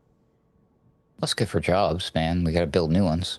It's good for Raytheon, I would say, and that's about it. Keir Starmer, big brother, prime minister out of UK, says, I'm fed up with the fact that families across the country see their bills go up and down on energy. Businesses' bills go up and down on energy because of the actions of Putin or Trump across the world. Putin or Trump? Mm-hmm. Keir Starmer is putting Putin and Trump in the same category here, complaining about the fluctuating and high price of energy around the world. Yeah, he said or. He didn't say and. That's he said fair. Or. He did say or. Should he be sanctioned and bombed? Maybe. Who, Starmer? The UK. I would support this. That would be fun. Why not? I mean, don't we just go and invade? Or can we invade the UK and kidnap their world leader and take their oil? That'd be neat, right? We should. What do you think? We actually should. Absolutely. I mean, it's 250 years coming, right? We owe them something, don't we? No, again, if Trump was the true, what they sold us as Mr. America, right-wing populist leader, going to reform the whole system, get rid of all the bad guys, get rid of the corruption. First thing you do, send in the Marines to the city of London and arrest everybody there. That is never going to happen, but that's what needs to happen to get this world right, would be a major first step. Ruckus. Yeah, it'd also be great whoever gets voted in honors the Constitution. Anyway. Constitution, that's a conspiracy theory. I know. So bad. They keep telling us, oh, we're giving your kids $1,000. We care about your financial literacy. The White House today offering very bad financial advice here.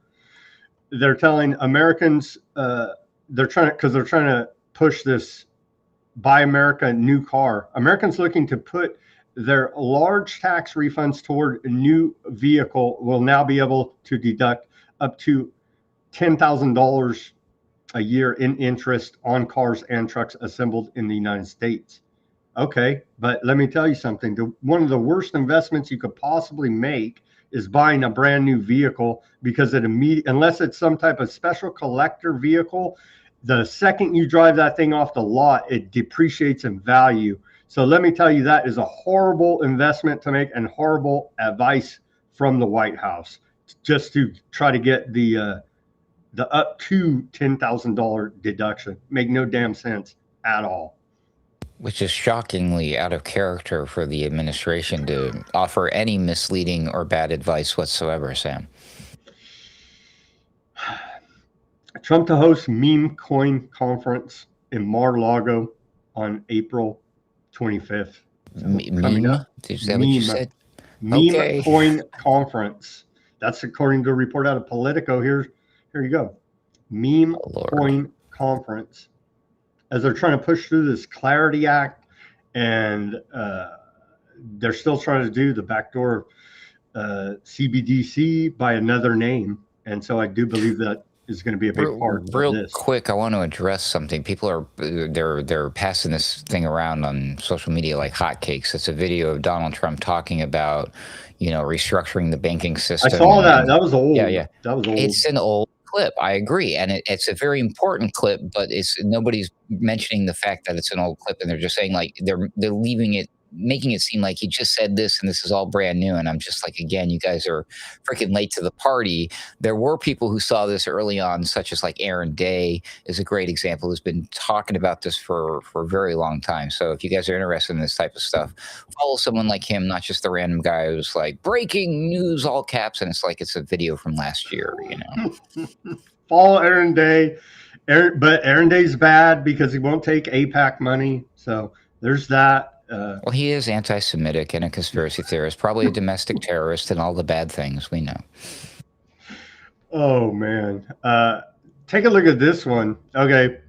The Justice Department, who's covering up Epstein files. We'll get to that in a second. Across the country today, the Justice Department held individuals accountable for schemes and attempted to succeeded in defrauding taxpayer-funded programs of over $260 million.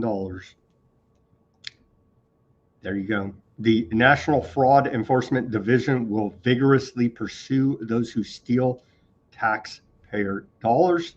We will find you and bring you to justice for the American people. Wow, that's like $30 million more than Donald Trump got from the Israeli lobby. Wow. It's a great segue.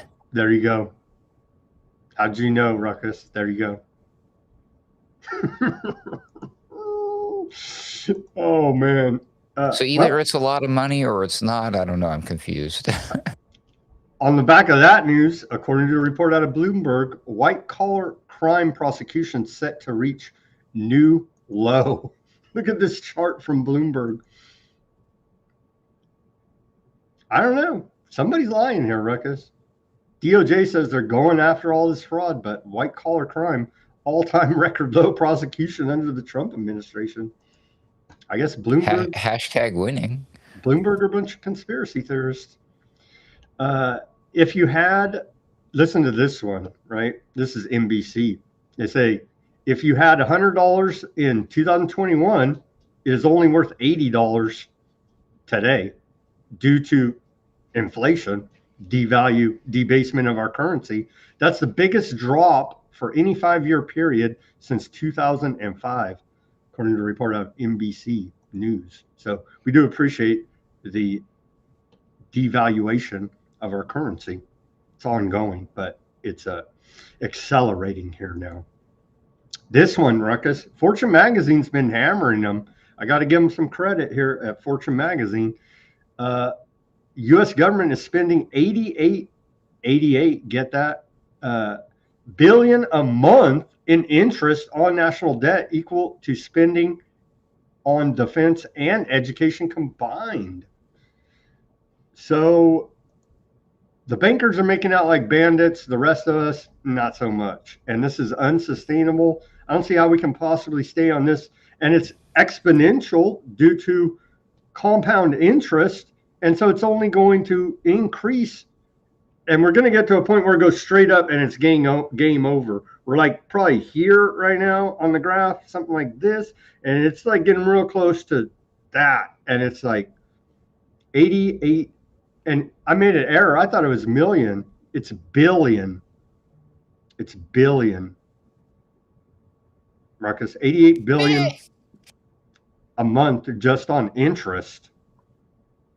That's insane. U.S. Postal Service seeking to hike prices on a postage stamp from 78 cents to 82 cents, effective July 12th. That's a 4 cent increase in the price of a postage stamp here in America.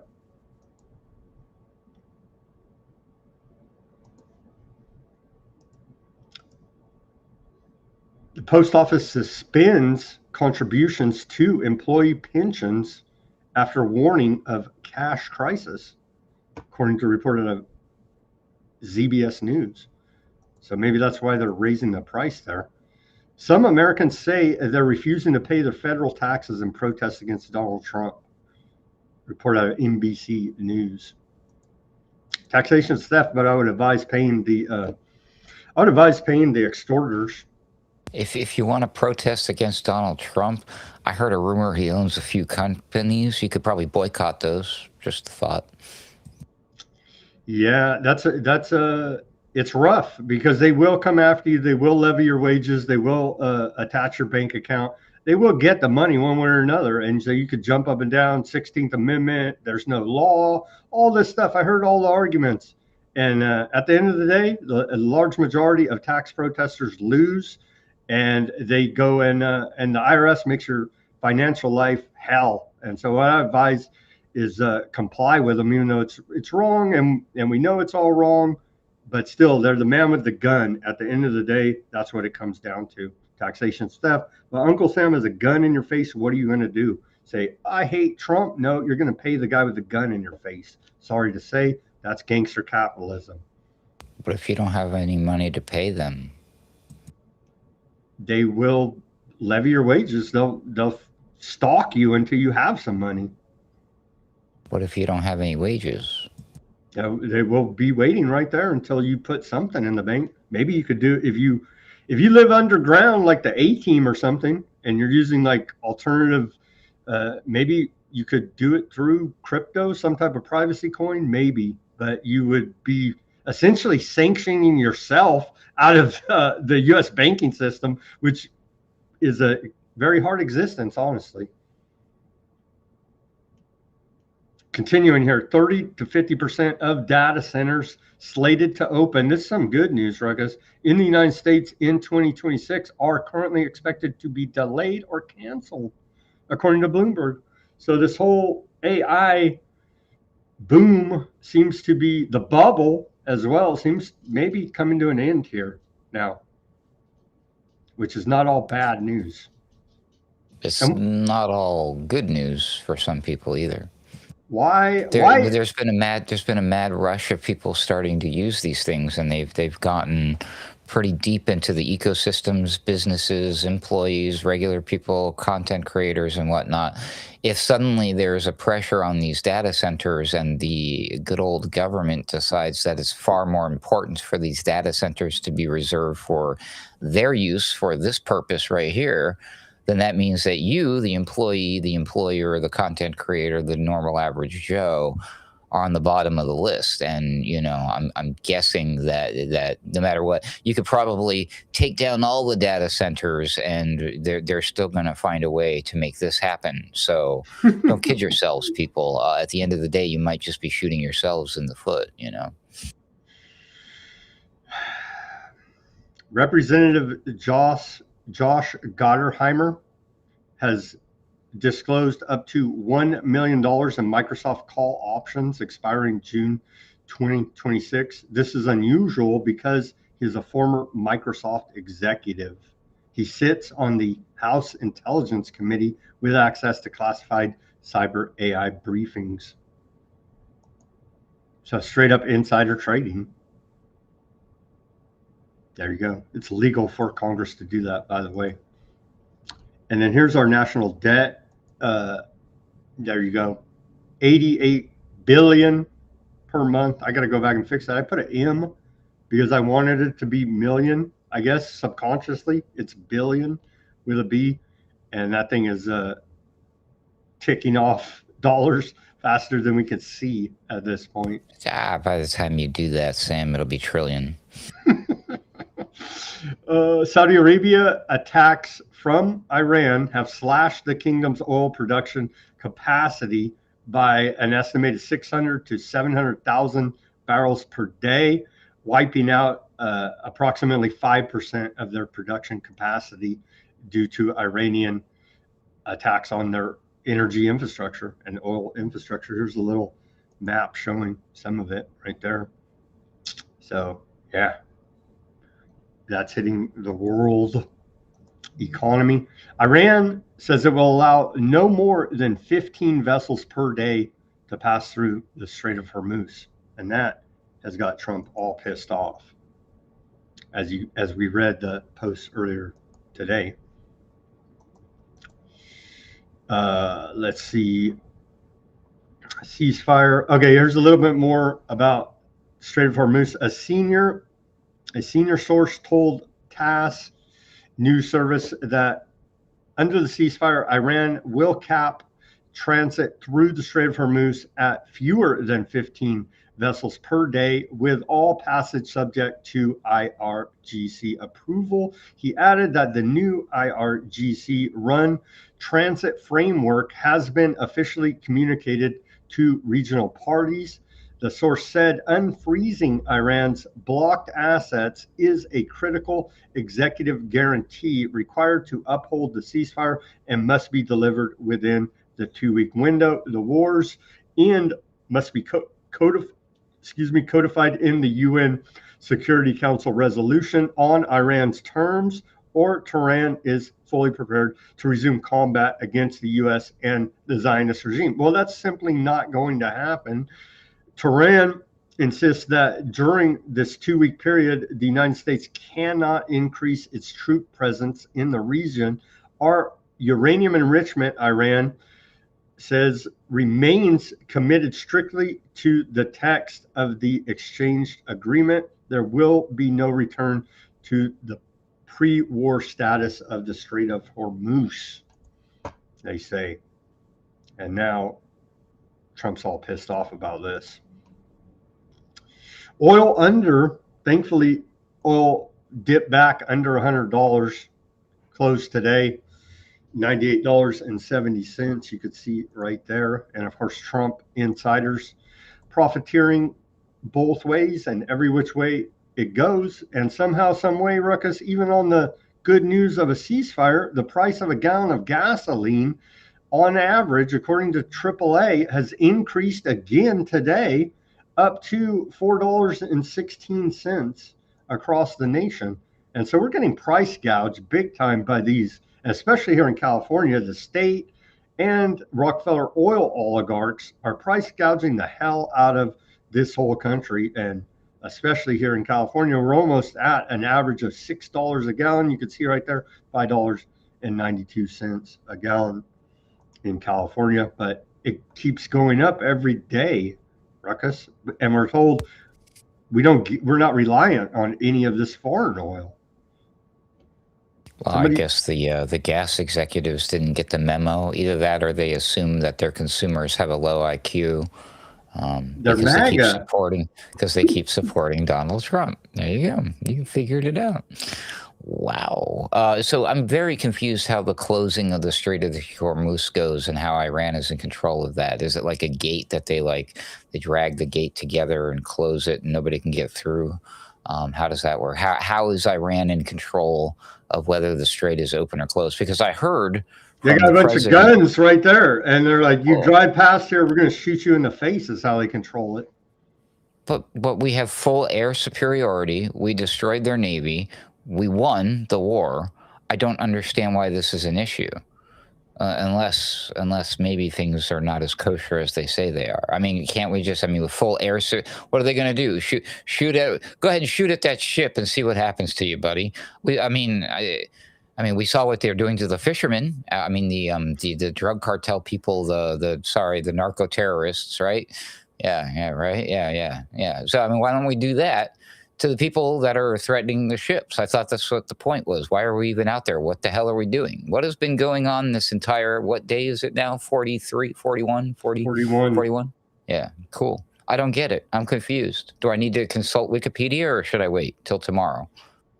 I think we've vastly overstated, that is, the U.S. military and Trump have vastly overstated our success in this war. That's probably fake news, Sam. As evidenced by Iran still controlling the Strait of Hormuz. The only reason you would say that is because you have a low IQ. So. Thank you very much. Must be. I must have got hit in the head too much as a kid. Okay, continuing here. Why did Melania Trump come out of the blue and put on a press conference saying that she wasn't an Epstein girl? I don't know, but here it is. Let's take a look. This was not on my bingo card either, but here's her press conference today saying she's not. And then we have a bunch of evidence saying that she's lying about this. So why would that be?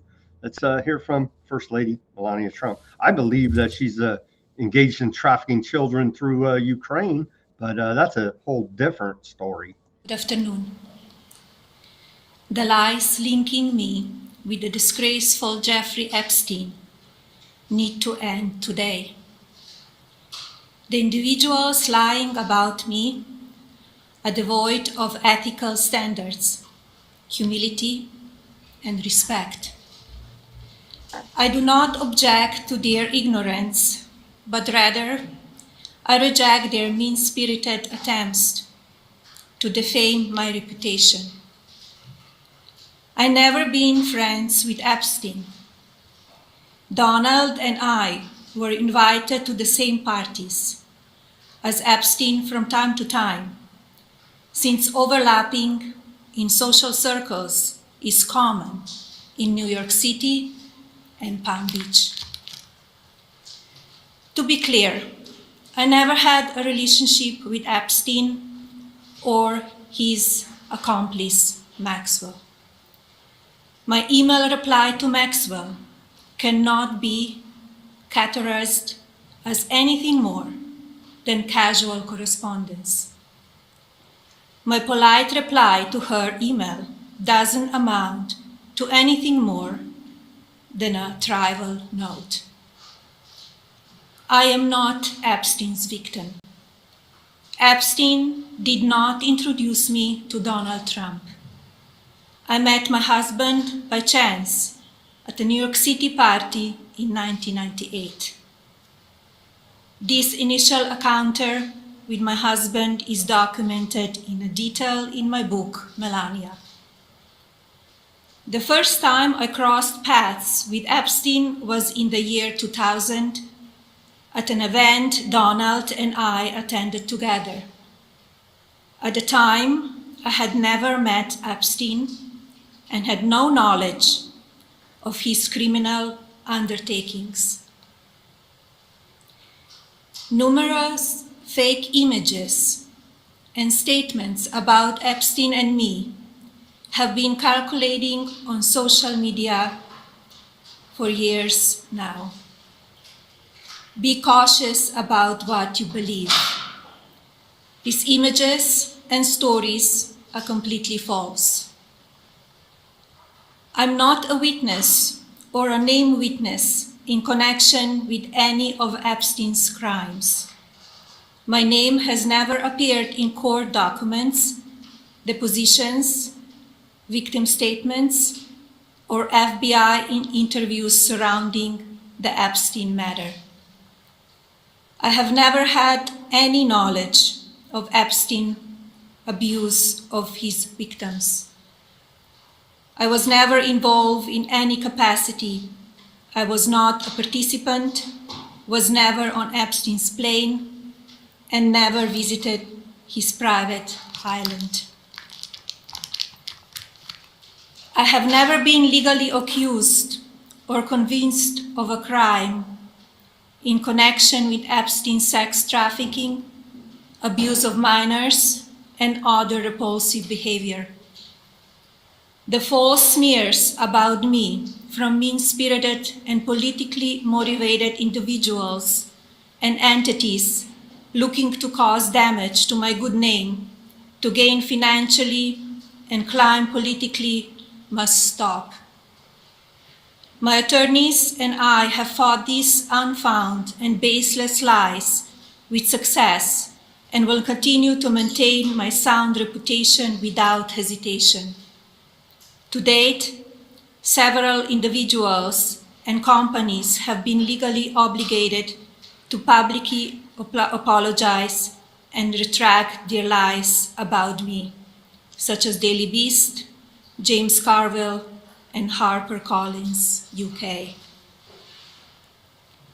Now is the time for Congress to act. Epstein was not alone. Several prominent male executives resigned from their powerful positions after this matter became widely politicized. Of course, this doesn't amount to guilt, but we still must work openly and transparently to uncover the truth.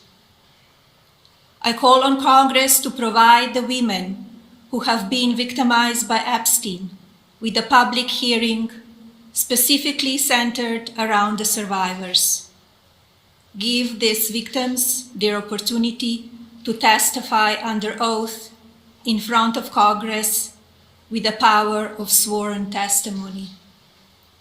Each and every woman should have her day to tell her story in public if she wishes, and then her testimony should be permanently entered into the congressional record. Then, and only then, we will have the truth. Thank you.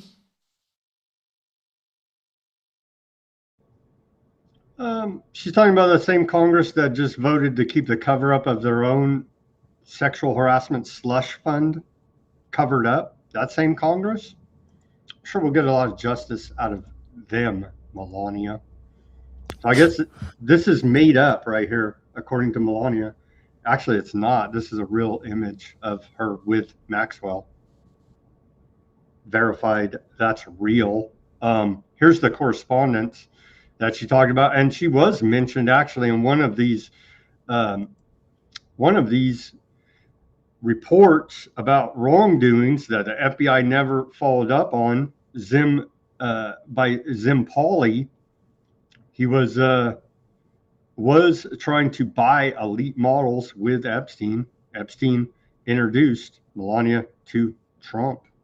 The official story has always been that Paolo Zampoli, Melania's modeling agent, introduced her to Trump at a 1998 Fashion Week party, but the FBI witness who worked for Epstein says it was Epstein who made the introduction. Here's what we can verify. In 2004, Zampoli and Epstein both bid to purchase elite models together. They were business partners. Zampoli ran a charity with Ghislaine Maxwell. Multiple names in Zampoli's circle appear in Epstein's black book. Melania's email and phone numbers appear in Epstein's black book under Trump entry, and the women Trump was with at the 1998 party when he met Melania. Selena Middlefart, that's a funny name, Middlefart, who was one of Epstein's girlfriends when Hunter Biden claimed Epstein introduced Melania to Trump. Her lawyers threatened to sue, but the FBI had the testimony all along. So that's one of these witness testimony that came out in the Epstein files. And then you go ahead and here's their correspondence. Well, actually talking about Melania, one of the emails here. Redacted to Epstein. I simply cannot believe this victory. No one called it. We all thought she'd win. They're talking about Trump winning in 2016. You must be happy, though. I remember flying back with Donald on his plane. The first weekend I went to visit you in Florida was the weekend he met Melania, and he kept on coming out of the bedroom saying, wow, what a hot piece of arse. Nuts. Anyway, hope you're enjoying Saudi. So, yeah, they didn't know anything. Here's that exchange. Melania's email exchange with Ghislaine Maxwell in 2002. This was just innocent correspondence, according to Melania. You just saw.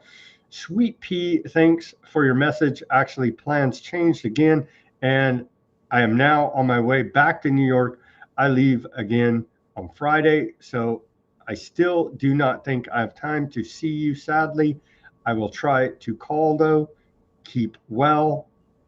Ghislaine Maxwell, right there. Correspondence with Melania. Dear G, how are you? Nice story about Jeffrey Epstein in New York Magazine. You look great on the picture. I know you're very busy flying all over the world. How is Palm Beach? I cannot wait to go down.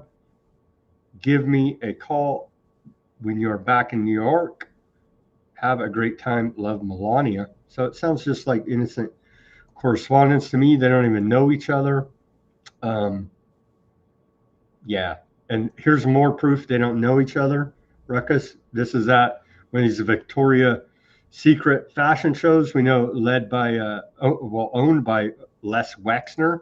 And so they don't know each other, but they were in the same, there's Epstein, and you can see Les Wexner right there, right? But obviously they don't know each other, even though they're at the same.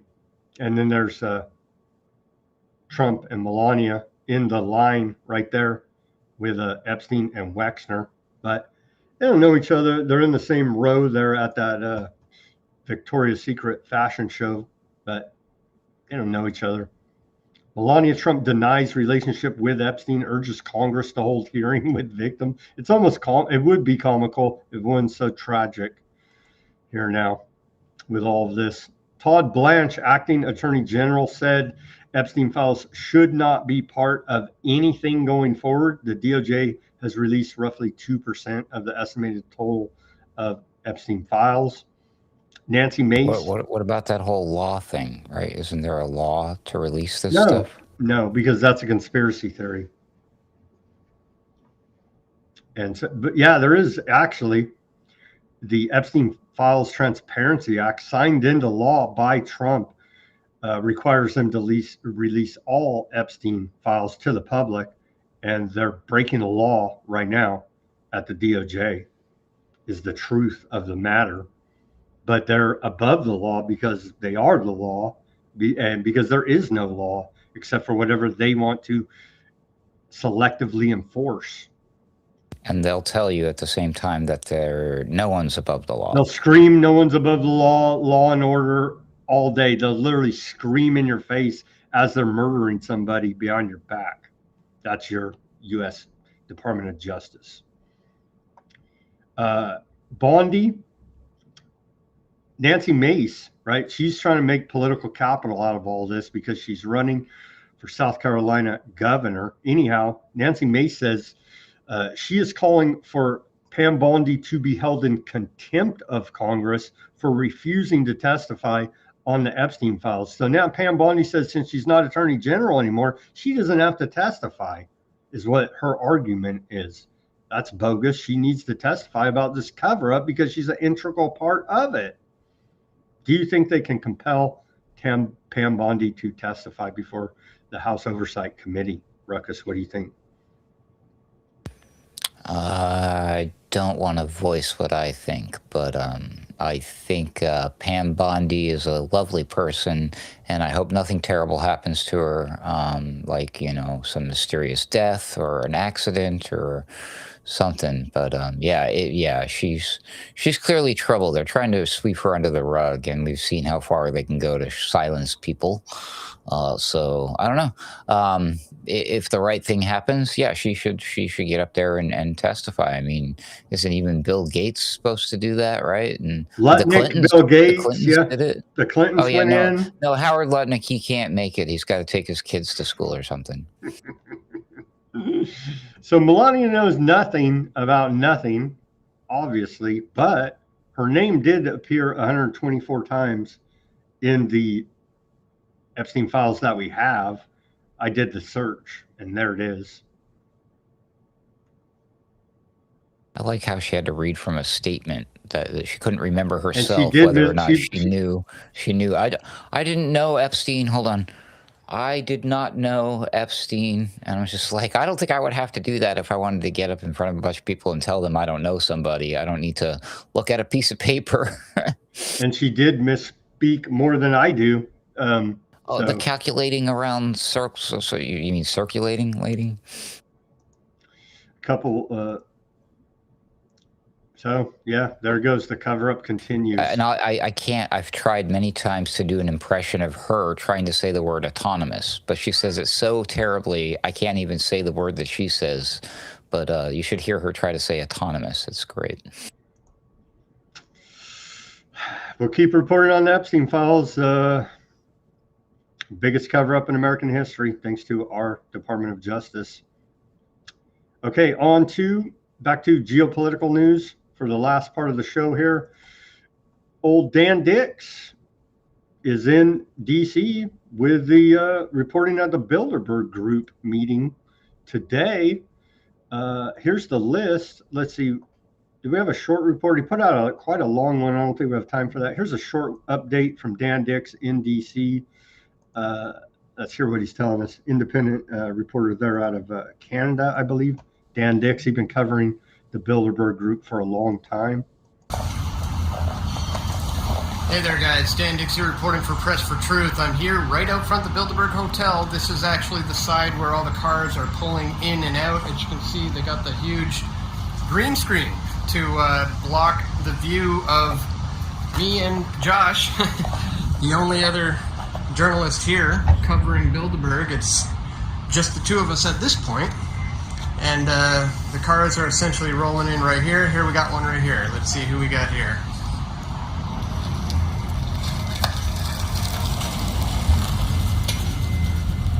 Sometimes the windows are pretty tinted, makes it difficult to see who we have.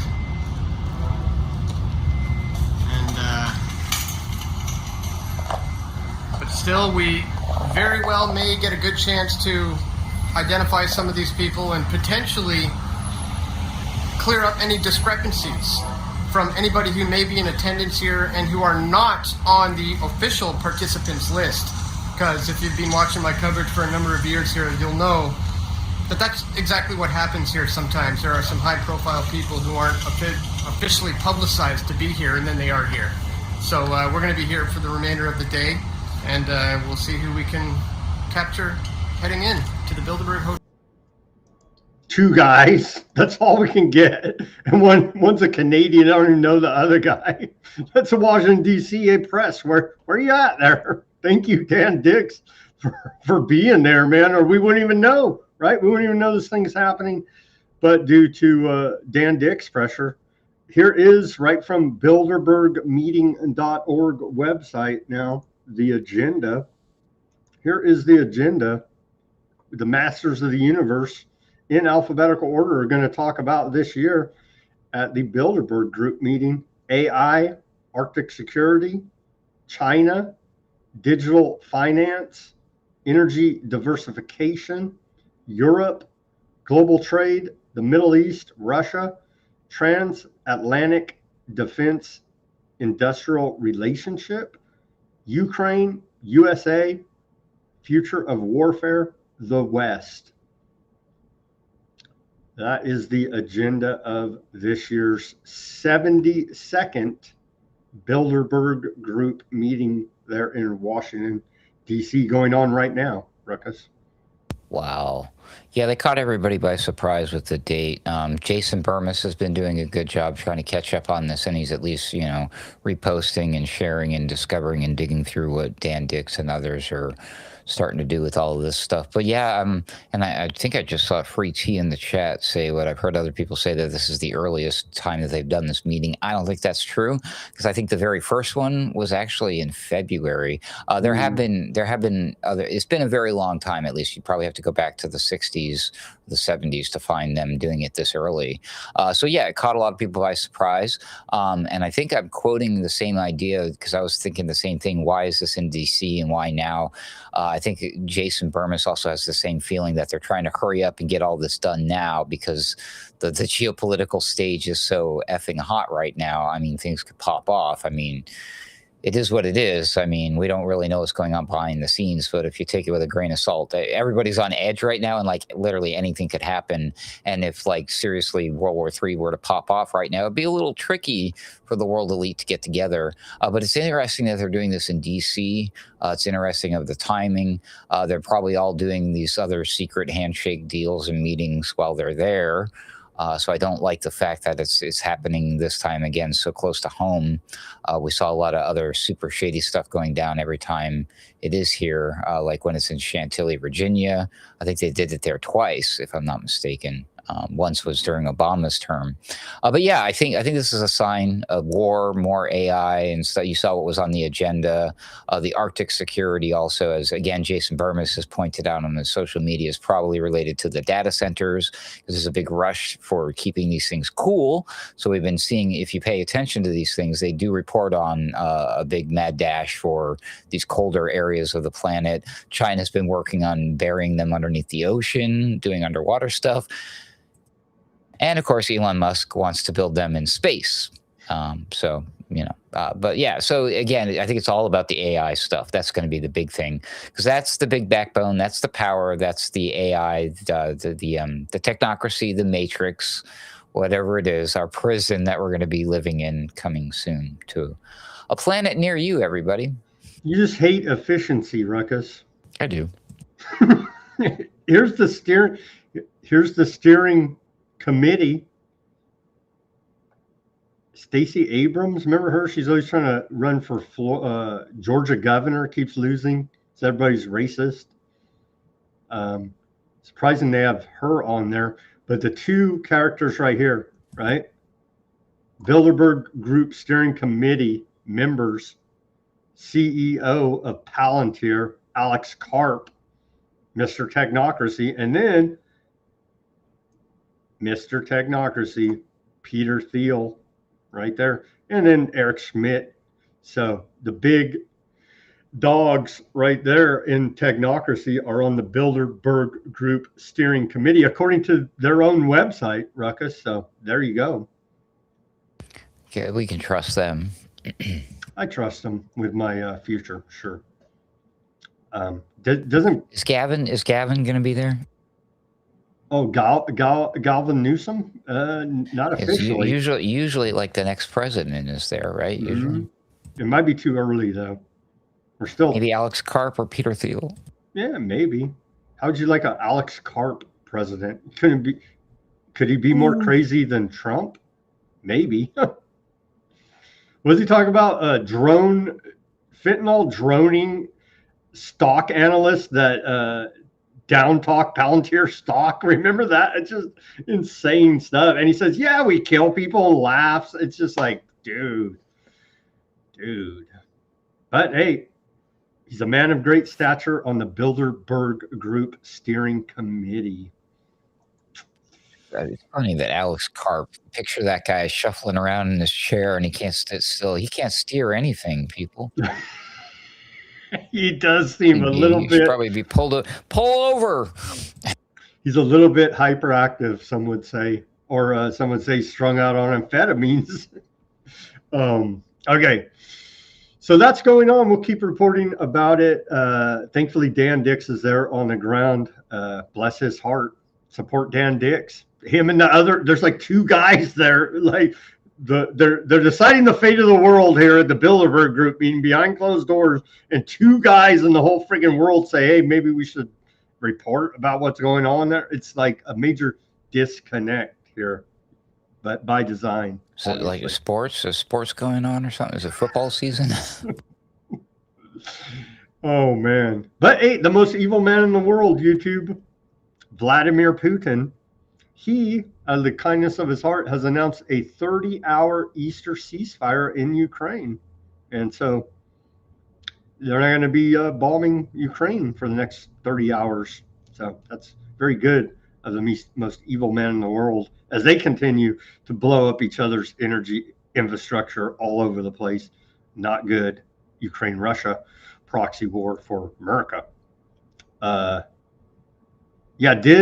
Here's MS Now. I don't know why they changed their name to that. It used to be was CNBC. No, that's still around. Anyway, MS Now, ultra progressive NBC cable news show, they're claiming that Trump and the Pentagon threatened the Pope. Should we play this report? Again, conflicting reports. They're reporting it like it's true. Let's watch this report. If the Pentagon and Trump are threatening the Pope.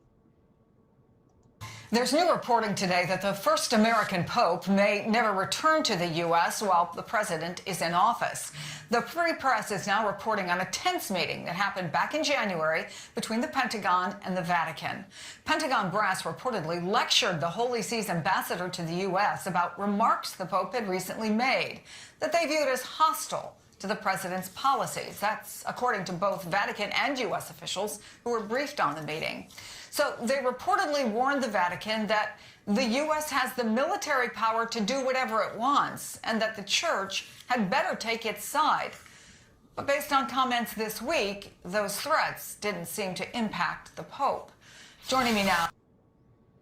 Should the Pope be sanctioned and droned, Ruckus? Droned. Let's do droned. I like that. That would be such like an Obama thing to do, right? Mm-hmm. I don't know if it's true. Again, the White House denies it, so I'll add that. But I wouldn't doubt it at this point if it was true, if they're threatening the Pope. What was old Secretary General of NATO, Mark Rutte? He said, when asked whether the world is safer today than it was before the U.S. aardvark land war on Iran began, he said, absolutely. This is thanks to President Trump's leadership. It's a short clip. Let me play it. Yeah, the world's way safer. They just put a target on every American and are seeking retribution. So it's not safer for us, bud.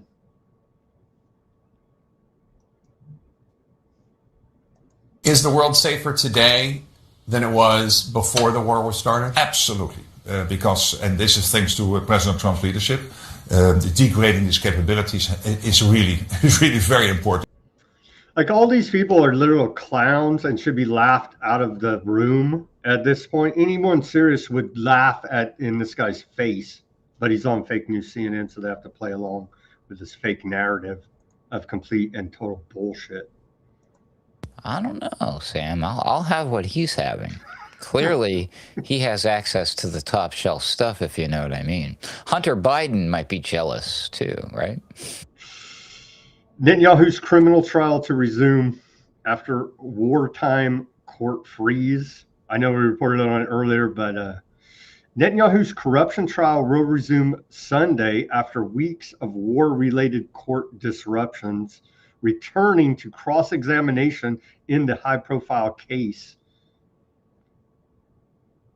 I just have a sneaking suspicion something's going to happen, and this is not going to happen there by Netanyahu's doings. But we will follow this closely, as has been the trend. I'm not just making this up. Every time he has a court appearance, there's a security concern, you see. Onto this, I think you mentioned this briefly earlier, Ruckus. U.S. troops reveal Hegseth left them without protection from Iranian drones.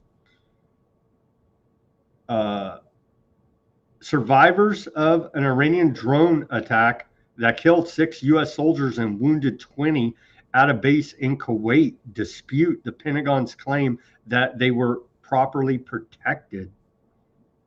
Should they be drone court-martialed and sent to Guantanamo for challenging the official narrative here now, Ruckus? It's their fault for getting hurt. Why are you droning yourself, bro? Stop droning yourself. That's what Trump would say. Only losers get injured in combat. So. And he would know. I mean, he was smart enough to avoid combat altogether. Yowza. It's not peace because the missile warning sirens are still blaring here now. Today, you can see right here's a little, and there's a bunch more, but this little area right here was warned in aardvark land of potential incoming missiles. Al-Aqsa Mosque, not blowing up yet, but it's reopened after a 40-day closure. The Al-Aqsa Mosque opened today after it was closed for 40 days. Hundreds of Palestinians entered the compound at dawn, performing prayers for the first time since late February, with many seen expressing emotion and gratitude as the gates opened. The closure had restricted access to only staff of Waqf's officials, which broader worship included the Eid al-Fitr prayers and prevented, for the first time since Aardvark Land's 1967 occupation of East Jerusalem. During the shutdown, Aardvark Land National Security Minister Ben Gvir entered the compound while it remained closed, as wider restrictions also affected other religious sites in the city, including the Church of the Holy Sepulchre. That's a Catholic church there, I believe. So it's open now, but Ben Gvir could come and go anytime he wants. But they let the Muslims back in there. Surprising. I guess that's good news. I don't trust this at all. It was closed way too long. And that dude, the devil incarnate was there, boots on the ground, inside. Was he doing did he bring some art students with him? You know what I'm talking about? Yeah. I do not like the timing of this at all things considered. No, they want this place whacked, right? They want it blowing up so they can. I hate when I freaking joke around about stuff. I fully take back everything that I said earlier on the program, implying that something could possibly happen to this place to help distract everybody from Netanyahu's criminal trial. Because if that happens, I don't want to knock on my door. I was just speculating, just having a good time. Okay, everybody, calm down. God bless America. Hoorah. MAGA. Yay. MAGA. Pay your taxes. Trust in Trump. F you, Alex Jones and Megyn Kelly and Tucker. Yeah, you low IQ people. Bahrain reports alleged Iranian drone attacks. Iran said they did not launch the drone attack. Somebody's launching drones at Bahrain. Do I smell an aardvark sneaking around? I don't know, but Iran says they didn't launch the drone attack against Bahrain that happened earlier today. So they're trying to get the two against each other, right? Hezbollah announced their fighters are actively engaged in battles on the ground in southern Lebanon, right now as we speak. There is no ceasefire as long as they're ethnic cleansing and edging on genociding the Lebanese. That's a key point in all of this deal that still is going over the head. It's pretty simple, but yet. Dude, Aardvark's been hitting the standard military targets like hospitals and stuff, bro. They're on it. Hospitals, daycare centers, churches, mosques. I got a solution for these people because it's their fault. We know this, that they're hiding their military inside the hospitals and the schools. So and the churches and the mosques and the synagogues too. Yeah, but since they have all those military bases that aren't being used, they should just send all the kids and the sick people there, keep them nice and safe. Just a thought, Here's southern Lebanon this morning. The war's still going on here. No audio on this clip, but you can see they're leveling the place. The same routine Gaza got, they're getting in Lebanon. Now it's happening. Same routine, because we didn't stop them from doing what they did, genociding Gaza. And so now they're emboldened to continue with a greater Aardvark land project, Ruckus. That's right. You give them an inch, they take the whole enchilada, right? Hey, they're getting hurt too. Hundreds of Aardvark land soldiers left with traumatic brain injuries after taking part in Gaza genocide. A Haaretz investigation has revealed that more than 400 Aardvark land soldiers who took part in the genocide in Gaza have been diagnosed with traumatic brain injuries, and some estimates suggest the true number could reach 24,000. The vast majority of cases, around 94%, are linked to blast from improvised explosives, leaving soldiers with memory loss, headaches, personality changes, and sleep disturbances that often overlap with post-traumatic stress disorder. One mother described her son returning from the genocide, a different child requiring constant support and care at home. In 2025, Aardvarkland newspaper Yidi Ron, however you pronounce that, reported disturbing data presented to the Knesset Subcommittee on Foreign Affairs and Security, revealing a growing crisis of hidden and undiagnosed traumatic brain injuries and post-traumatic stress disorder in Aardvarkland troops. They don't even care about their own damn troops, man. Jeez, Ruckus. They don't even care about their own aardvarks. It is kind of hard to feel sympathy for them, but it's sad to know that their own leaders don't care about them and just throw them out there. This is how they do all the wars. It's all the things. It's just the citizenry are just the cannon fodder, the meat grinder. Let's throw them in there. We don't care. We're slipping out the back door, making all the money, doing all the deals. We have all the power. We're in control. It's so pathetic and satanic and disgusting and evil and wow. Yeah, but again, I can't, you can't change the devil. The devil changes you. So if you're going to go out there and participate in an unjustified, unholy genocide in the name of some sort of war, sure, maybe you were brainwashed into doing so, but I mean, you still have a brain, a heart, and a mind, and you're there and you know what's going on. And sorry, you continue that. This is justice right here. I hate to say it, but this has got to be some sort of spiritual, supernatural justice that the people who go commit atrocities come back broken human beings as a reward for what they're doing to others. I just look at that as some form of actual real justice in this world. And I know that sounds horrible to say, but it's a fact. It just is what it is. Go ahead and send your hate mail to Ruckus at alternatecurrentradio.com. I'm happy to receive it all. Thanks. It's true, Ruckus, and it goes to show you again. None of the governments are going to throw all of their soldiers under the bus. They don't give a damn about you, U.S. Aardvarkland, or any of these other countries for that matter. So you think about that before you go serve these bastards. All wars are bankers' wars. Iran says 19 suspected terror operatives and enemy-linked individuals arrested today in Iran across 5 provinces. They're still trying to do these on-the-ground color revolution with some type of ops.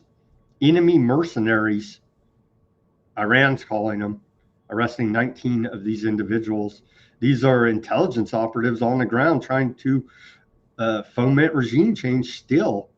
They went on to say in this report that 137 firearms were seized from these 19 individuals trying to foment revolution in Iran.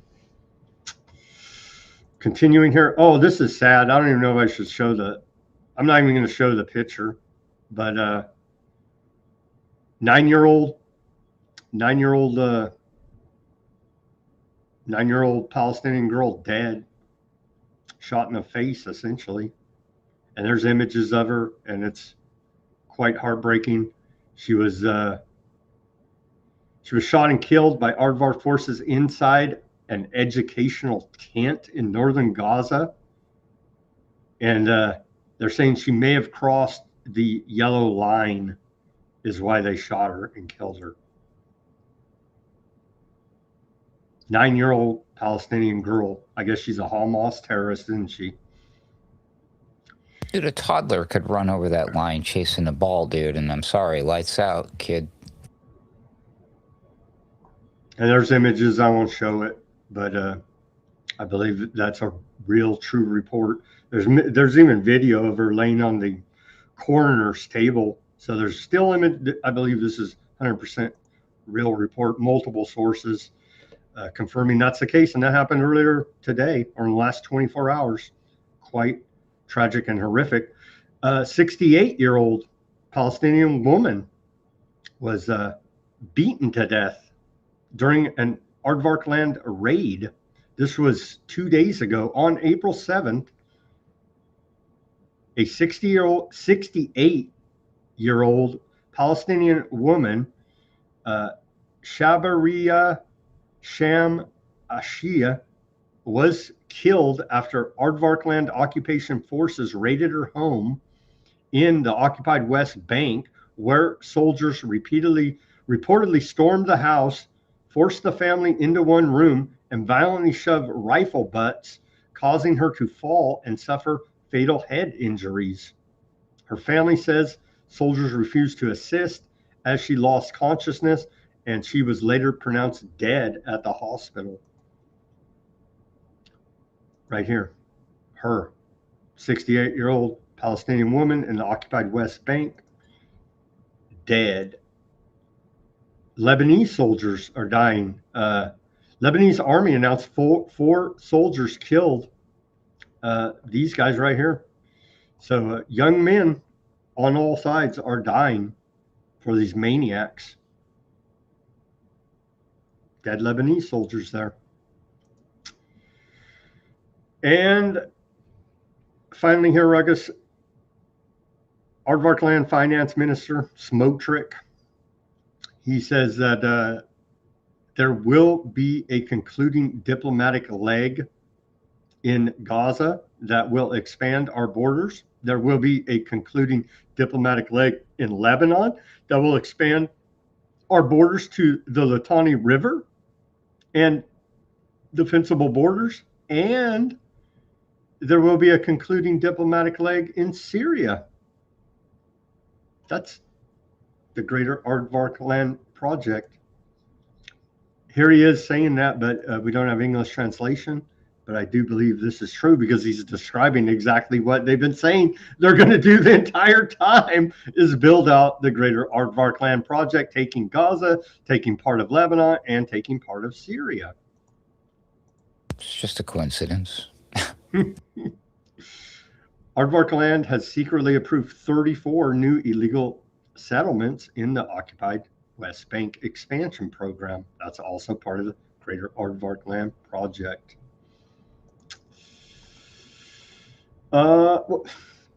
Record. What about this one? And then we're almost done here, Ruckus. Thank you for hanging with me on this Thursday. Record animal sacrifice attempts at Alaska Mosque. They're doing. We're in the Old Testament. Zero. As a report out of Al Jazeera, we lost me for a second there. What do you think about that? Record animal sacrifices as they're carrying on their Talmudic Old Testament traditions here now. Well, when you say we're in the Old Testament, I'm pretty sure you don't mean you or I, because I know we both. No, they've drugged us into that. MAGA, Trump, Aardvarks have drugged us, Iran, back into Old Testament eye for an eye mindset way of thinking. They've forcefully drug us back there here now. Well, that's the point I was making, is like, technically, if you're a Christian, that's the new covenant, and that has replaced the old one. So ask yourself, as a member of the new covenant body and New Testament and believing in Jesus Christ, because you're a Christian, what does the old stuff have anything to do with that? And why would you drag yourself back? What would Jesus do? How would Jesus feel if he came back and was like, oh yeah, this is exactly what I meant. I said, I replaced all of that, and that's all done with, but I really meant it was a secret dog whistle to keep doing all that stuff. Yeah, that doesn't make much sense now, does it? So they're still doing animal sacrifices in the year 2026 here, Ruckus, and we're supposed to say, where's PETA? Where's PETA? What? And any questioning of this, you're anti-septic. It's like, no, this is not correct. But they're doing it. They're doing it. They even say, if I'm not mistaken, if you do some digging into this, they say that they're like, yeah, we know this doesn't really mean anything. We just do it now continuously as a symbolic thing. Again, I mean, what an insult. What a slap in the face. If you are a believer, just think of it this way. It's like put yourself in Jesus's sandals, as it were, and be like, yeah, that's kind of insulting and an affront against everything that he did for you by doing what he did. So, yeah, I'm pretty sure that these people are going to get what's coming to them in the end, if you know what I mean. It's almost like they spit on Christians there in the Holy Land, Ruckus. I've heard of such a thing, like literally them doing that. Oh, I guess they do it metaphorically too. Yes. Okay, that's all the reporting we got for today. The latest and greatest updates here. I'm looking at Al Jazeera first.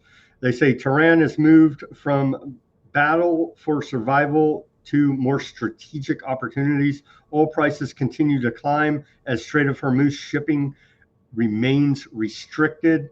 No change in Aardvark Land's position on Lebanon attacks despite pressure even from Trump. So there you go. There is no ceasefire because they keep attacking Lebanon. That's the big sticking point, and the Strait of Hormuz as well here now. But the major sticking point is Netanyahu's defiance of a ceasefire with Lebanon. That's the latest out of Al Jazeera, and the latest, and this is mainstream. Iran International, they're more mainstream.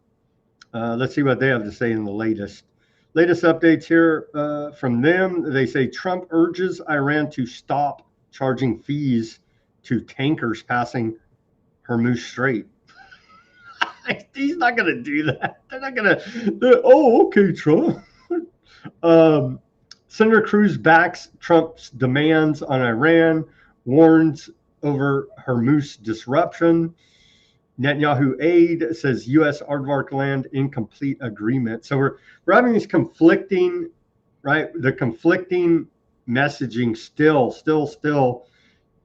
There can't be a ceasefire if you keep shooting Lebanon. Trump says stop.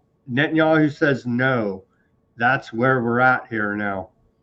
Yes, I have a visual representation for the low IQ people. She's not interested in your ceasefire, says Aardvark Land. Sorry. Yep. That's all. That's all the reporting we got for today. But the war's ongoing here now. It's continuing, and it looks like, thanks to Aardvark Land, it's going to continue because of Bibi, because he may, he doesn't want. I think it's exactly like the foreign minister from Iran, Argachai, said that he has to keep this whole thing going, or he's going to go to jail for corruption in Aardvark Land. I believe that's probably about the truth of the matter here now. And so he's going to have to go to jail eventually, right? Or, I mean, he's not going to live forever. I mean, this cannot go forever, sir. Anyway. He's stringing it out as long as he possibly can. No matter how many people he kills, no matter the price of oil, no matter anything, right? Obviously. No matter the cost, he will remain free, Ruckus. Mm-hmm. There you go. Never forget, MAGA. We warned you. We warned you here at Weaponized News way before the election, all through the election. We warned you exactly and told you exactly who Trump was, who his masters are. And so we told you. We told you. All right. We were not fooled. I told you. Trump lost me at Operation Warp Speed, never looked back since then. You're not talking out both sides of your mouth, making excuses, whatever. He did that, and that's on him, and I'm done. There you go. Over to the Odysee to check out. Odyssee's jacked up, too, by the way, if you guys didn't know. I guess we're streaming on there, but it won't load or even let you. They jacked it up. They broke Odysee for live streaming as loading up anyway. Hopefully they fix it soon. But I do see your guys' chat over there, so I'll take a look and give you some comments and feedback. Thank you guys for tuning in on the Odysee and chatting it up. Jim, John over there. Jim, I haven't seen you there. Jim seems new to commenting. Aardvarks have big schnozzes. See, Jim gets it. Jim gets it. John said the aardvarks' egos are even bigger than their noses and their ears. True. That's true. John said 97.5% of the aardvarks in aardvark land have no Semitic genes. They won't take a test to prove it. I wonder why. Yeah, so every time they say you're anti-septic, they're genociding the septics there, is the whole issue in the satanic inversion of reality they've created for us. They are Ashkenazi and European. Yeah, I believe that is true. Old Netanyahu is from Poland, and like named Wolowski or something. I forget even his stupid Polish name, but yeah, he's fake. Milkowski, I think. Milkowski, there you go. He's fake, though. He's not even of aardvark origin. Let's see. Palestinians are Semites, and I'm okay with those people. Indeed, John. Look, Jim said, "I heart Semites." I'm gonna get that. That'd be a good bumper sticker, right? I heart Semites. That's a good one, John. I may get that bumper sticker. That confused a lot of people, right? That would definitely confuse a lot of people. John said, "My admiration for Persians grows by the day." They stood up.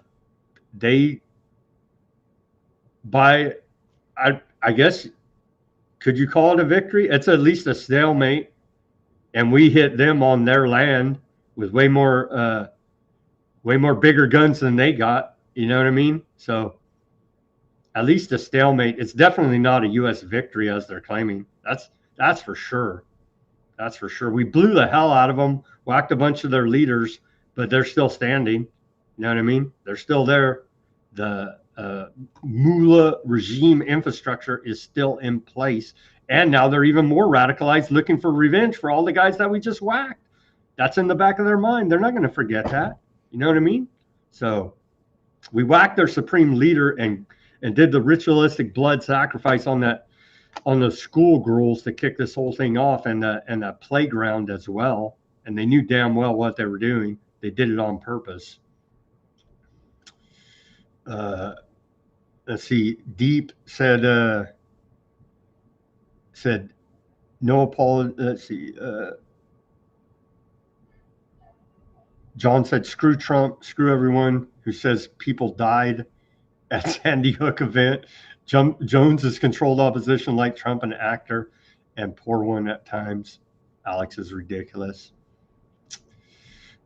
Deep said, he stated under oath in the hoax trial that Alex Jones was a character that he plays. I don't understand how he still has followers. Great show, much appreciated. Well, thank you, Deep. We appreciate you tuning in here.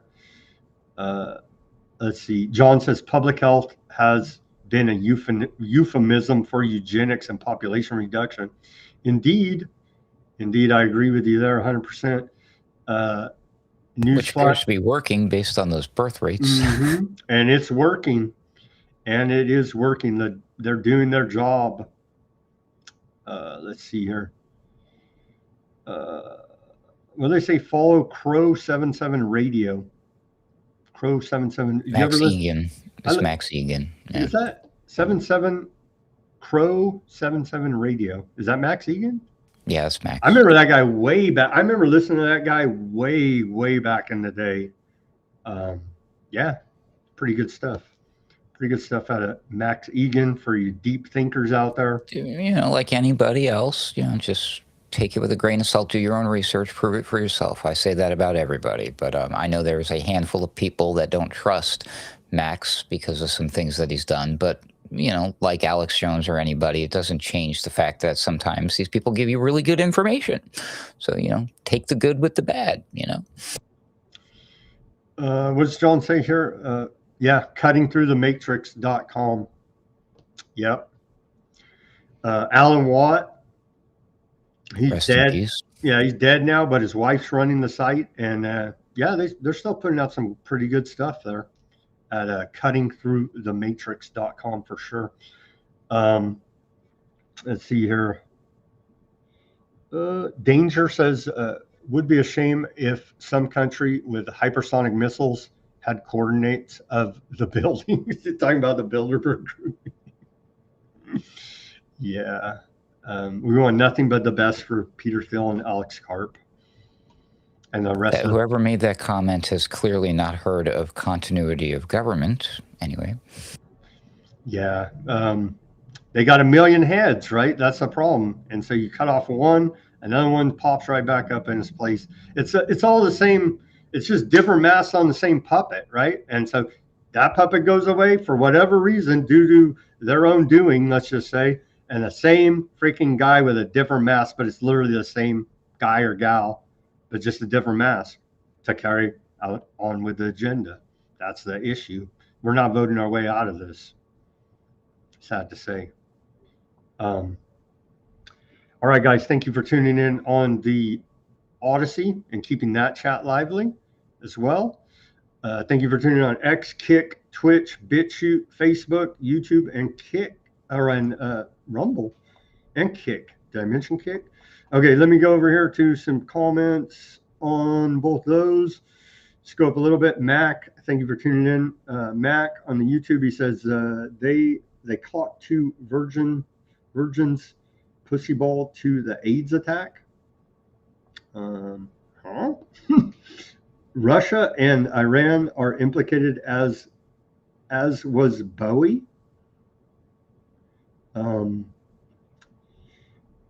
What does Max say? 6 + 6 + 6 + 15 explains everything. What is that? 18 plus, I got to do that math. What is that? 18 plus 15 is what? 33. There you go. Okay, I get it. 33. I get it. 6 + 6 + 6 + 15 equals 33. Okay, I get it. That was a good one, Mac. There you go. Free T on the YouTube, earliest Bilderberg group ever. No, Ruckus was saying maybe one of the earlier ones was earlier, but in recent contemporary memory, it's the earliest ever. Don't pop my winning bubble, bro. Walk said that. Sorry, bro, but these are the facts, man. And it's even worse than this, but these are the facts about who Trump owes his loyalties to, and it's not the American people. Sorry to burst your winning bubble. And earlier, I was mildly hesitant, as you may have noticed if you watch back, that I in a weird way, I said that Abby Martin was right about everything. I wasn't sure. I thought there was a nagging thing in the back of my head. I was like, was there something that?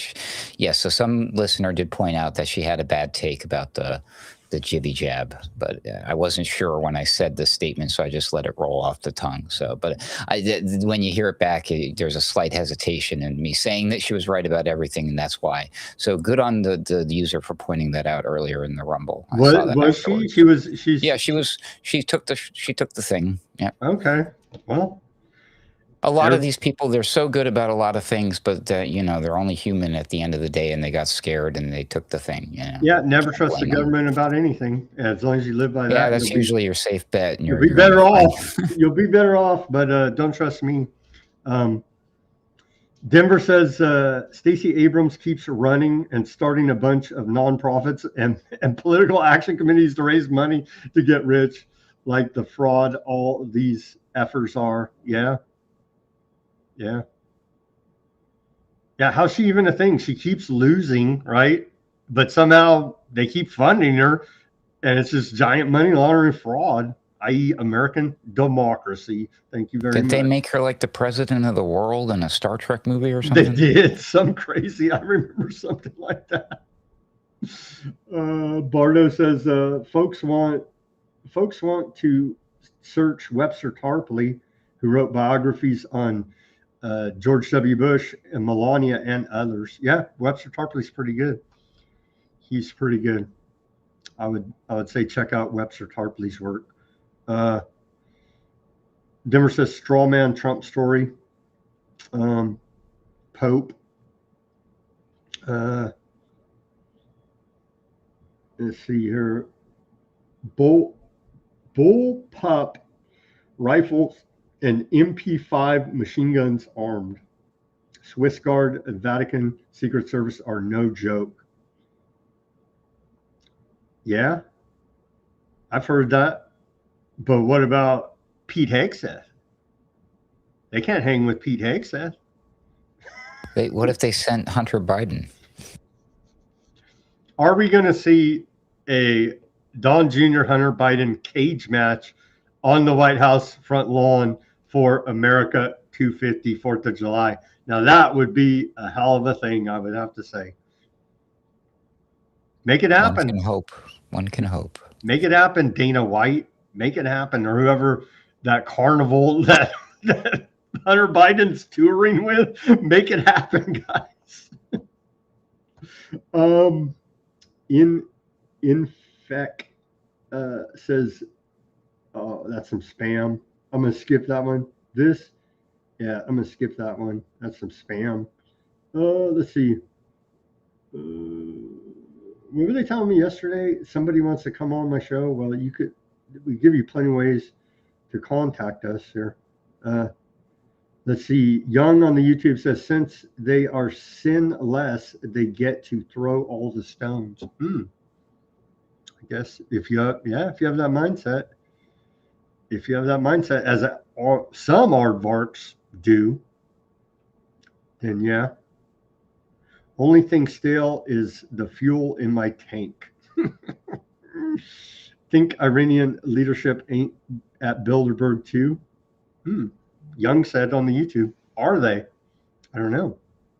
What do you think, Ruckus? Is there some faction fronting for that side at Bilderberg? Well, there's a slight chance that all the world is a stage, that everything is presented as some sort of show. I mean, they do refer to the war battlefield as the war theater. I cannot, every time they say that and they talk about the actors in this war, I'm just like, why do they use these words? It doesn't make sense to me unless they're literally telling you it's all fake. That's the only hope I cling to anymore, Sam. It's all fake, but real people die is the problem. Oh yeah, no, absolutely, yeah. The pawns. Same with the false flags, right? The whole false flag thing is people are like, well, that's a false flag. It's all fake. But no, real people do die in these false flag events. So don't get confused about it. Yeah, famous Shakespeare quote, right? All the world's a stage. Right? So they said it way back then, whoever Shakespeare was. It was Francis Bacon, right? Right, or something. I've seen some compelling stuff that says it was a group, not just one dude that wrote all that stuff. It was the Illuminati. All right, Ruckus, thank you for joining us. Any final thoughts before we sign off here? No, thanks for having me. Read everything, listen to everybody. Don't believe anything unless you prove it for yourself using your own research. That's what Bill Cooper taught me, and you should do the same. Thanks for having me.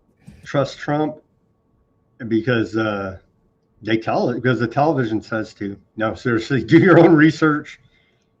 As always, everybody do your own research. Peace, love, and freedom. Speak out and take action. Have a great rest of your Thursday evening, and we'll be back here on Friday for more Weaponized News. Let's pray for peace. Let's pray for peace.